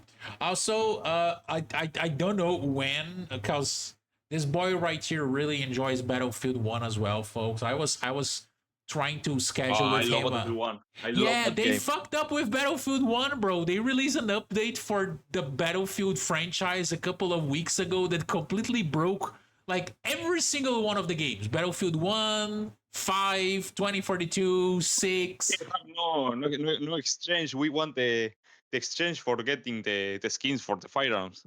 Yeah, like they I don't know what they did. They updated the game and then They I tried. didn't update the exchange for like 5 months. Yeah, I don't know. They did something. I think they did something involving the maybe the By the engine way, it's of the a game. 10-year-old game. Yeah, it is. That's the problem. That's the problem. They release an update that fucked the thing up. I've tried to play during this week, and then my game was running like crap. And I that don't thing, know. I just love that game. I am no, very bad at it, but I love it. we are definitely not good here. But the game was running like crap, and then it crashed. And that game, it doesn't run like crap. It runs like butter because it's a super old game. That never happened to me. And I Exactly. have a shitty ass computer. Exactly. That is the thing, and I was like, there is something really wrong about this thing. And then I tried again, and the game, I think it crashed on me like 2 or 3 times during the stream. It was this week, and then I looked online, and Damn. people were saying, oh, when they updated season 3 of Battlefield 6, we started having issues with Battlefield 6 when it comes to like the games running. Well, the game running way worse than it used to, and also like having more crashes. And then I saw people complaining about the same sort of thing for Battlefield 5, Battlefield 2042, Battlefield 1, and even Battlefront 2, like the Star Wars one. So I think they did something either with the engine or with the anti-cheat system that they work with that completely fucked up the entire franchise. So we're gonna have to I don't find know. something else to Never, play. never happened to me, eh? There's a game. You do have a, well, you do have a Steam account. There's a game called Yeah, I Easy play on Red. Steam. Yeah, there's a game called Easy Red 2. Take a look at it. It's a World War II one. You can usually buy it like really cheap, and it has a lot of like really interesting different campaigns. Like we can play on Italy, you can play on France, like you can play on the Siege of It sounds Shanghai. interesting. I will search for it later. Yeah, it's really cool. It's really cool. Now, guys, even though like his channel is it's all in Spanish, but go give my boy here a follow, Chanel Foyer on YouTube. You can put the subtitles right away. Oh yeah, they actually have that nowadays. I'm retarded. It might even have like that automatic translation feature for like dubbing stuff based on AI. I don't know. Hmm. But boy is a really good one. Do you want to say anything else, Valentino? Like, do you want to talk about anything else? It's up to you, bro. No, I just want to be thankful with the people that is watching and that supports me, and especially they are trying to understand me with my poor English, but I'm thankful for it. Ah, don't worry. Your English is not as bad as you think. Your English is definitely better than my Spanish. That I can tell you. I hope so. But by the way, I just want to thank all the people you bring to talk here and watch the stream and and thank you for letting me participate in the streaming. Oh no, it was my pleasure, bro. It's always nice to talk about firearms with people that enjoy the same things as us, like in the community, Yes, everyone and I there. still have a lot of firearms to talk with. And if you want to do another stream, I can join, and I would love to talk about that. Yeah, we can either just sit down and talk, or we can play something, or like I've done a couple of these streams related to firearms, and I always try to bring like a different team to it, right? So, but there's plenty of content out there for us to create together, you know. Yeah, I get it. I get it. All Or right, stream bro. playing or something, Yeah, whatever you definitely. want. Yeah, definitely, definitely. Take a look at the game. Like, look for some information about Easy Rat. Take a look at how much that thing costs, because it's usually pretty cheap. I will But search for it. yeah, but buy the if you're gonna buy the complete version, because you get access to like all the DLCs. That's pretty good. There's a lot of interesting stuff there. Okay, I watch for it. All right, bro. Like, have a wonderful evening over there. Thank you for stopping by, and I hope you have like a really good week with a lot of guns to fix and many Lucas in your pocket. Well, I hope you have a good night too. And well, I enjoy it very much to be here. And thank you. Yeah, no worries. You're always welcome to join us, and also like post more pictures of your stuff, the stuff that you're working with, if you would like to, as well. Your collection in Gun Corner and Well, the other corners as well. I am assembling the wall of the guns, but I will send a Ooh. general picture of my workshop, and it's not done yet because I have more firearms to put in that wall. But I think it's nice. Yeah, I'm pretty sure people would love to see the weird shit you have in your collection. They are very I send it in autistic the about gun corner. guns. Yeah. Oh, You can that's see actually everything pretty in the gun cool. corner. Yeah, that's actually pretty cool. I have to correct some things and I don't know how to say it, and borrar those stupid ass drawings that I made in the wall. But I think it's getting well. I have to put that shotgun in there and those revolvers, make some space. But there is anything.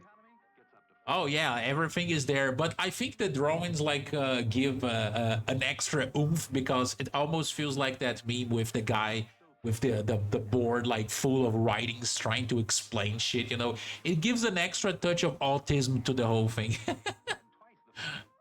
I think so. Yeah. It's a work in progress. Oh yeah, definitely. I hope you get to expand your collections. Well, say for you, you have to start to collect Uh these weapons. In Brazil, yeah. you have a lot of them. Yeah, but I can't buy firearms here, you know, the reason. I have seen a video from Brazil of an old man with a 25 shot, 25 ACP revolver, Oh, I think you or 20 sent me shots that. from 25 ACP. Yeah, the Lefo Show one, right? It was not Le Fouché. It Oh. was 25 ACP. Oh, weird. I will send the link on the Discord Oh channel. yeah, please do, please. I'm pretty sure people would love to see some weird ass shit. Well, Uh, let me search for it. all It was a right. video from Brazil, but Forgotten Weapons made a video about it. Ah, interesting. Let me take a look here, folks. I'll I'm send look. you in the Gun Corner Discord. Oh, yeah, yeah. Thank you very much for that. Give me a sec. I'll find the video. Now let me take a look here, guys. I think I am. Who should I raid for tonight? Well, Lexi. It's been a while since I've raided Lexi. Lexi is playing some Forza Horizon 6. That's the video of the 25 ACP. Oh yeah. I've seen that one. I think you've shared that one with me before. Yeah, for I some don't reason know. I thought it I was know that Left we Show. have seen one in the museum. Yeah, I do remember seeing that and being like, oh, the guy cannot even like find ammo for that thing anymore if he wants to, I because don't know. 25 ACP is such a common round. Ah, bro. Even if you find that shit here in Brazil, they're gonna charge you like I don't know, $30 for 10 rounds because this is what they do. Damn. Yeah, it's pretty retarded. Uh, yeah, okay, that's pretty much it. All right, for today, guys, I'm gonna be rating Mr. Lexi. Lexi is a Finnish content creator. I've been following him for a good amount of time, but it's been a while since I've rated him. He's currently doing some Forza and Private Lexi. So I hope you guys had a lot of fun today, and I hope you guys enjoyed our experience here.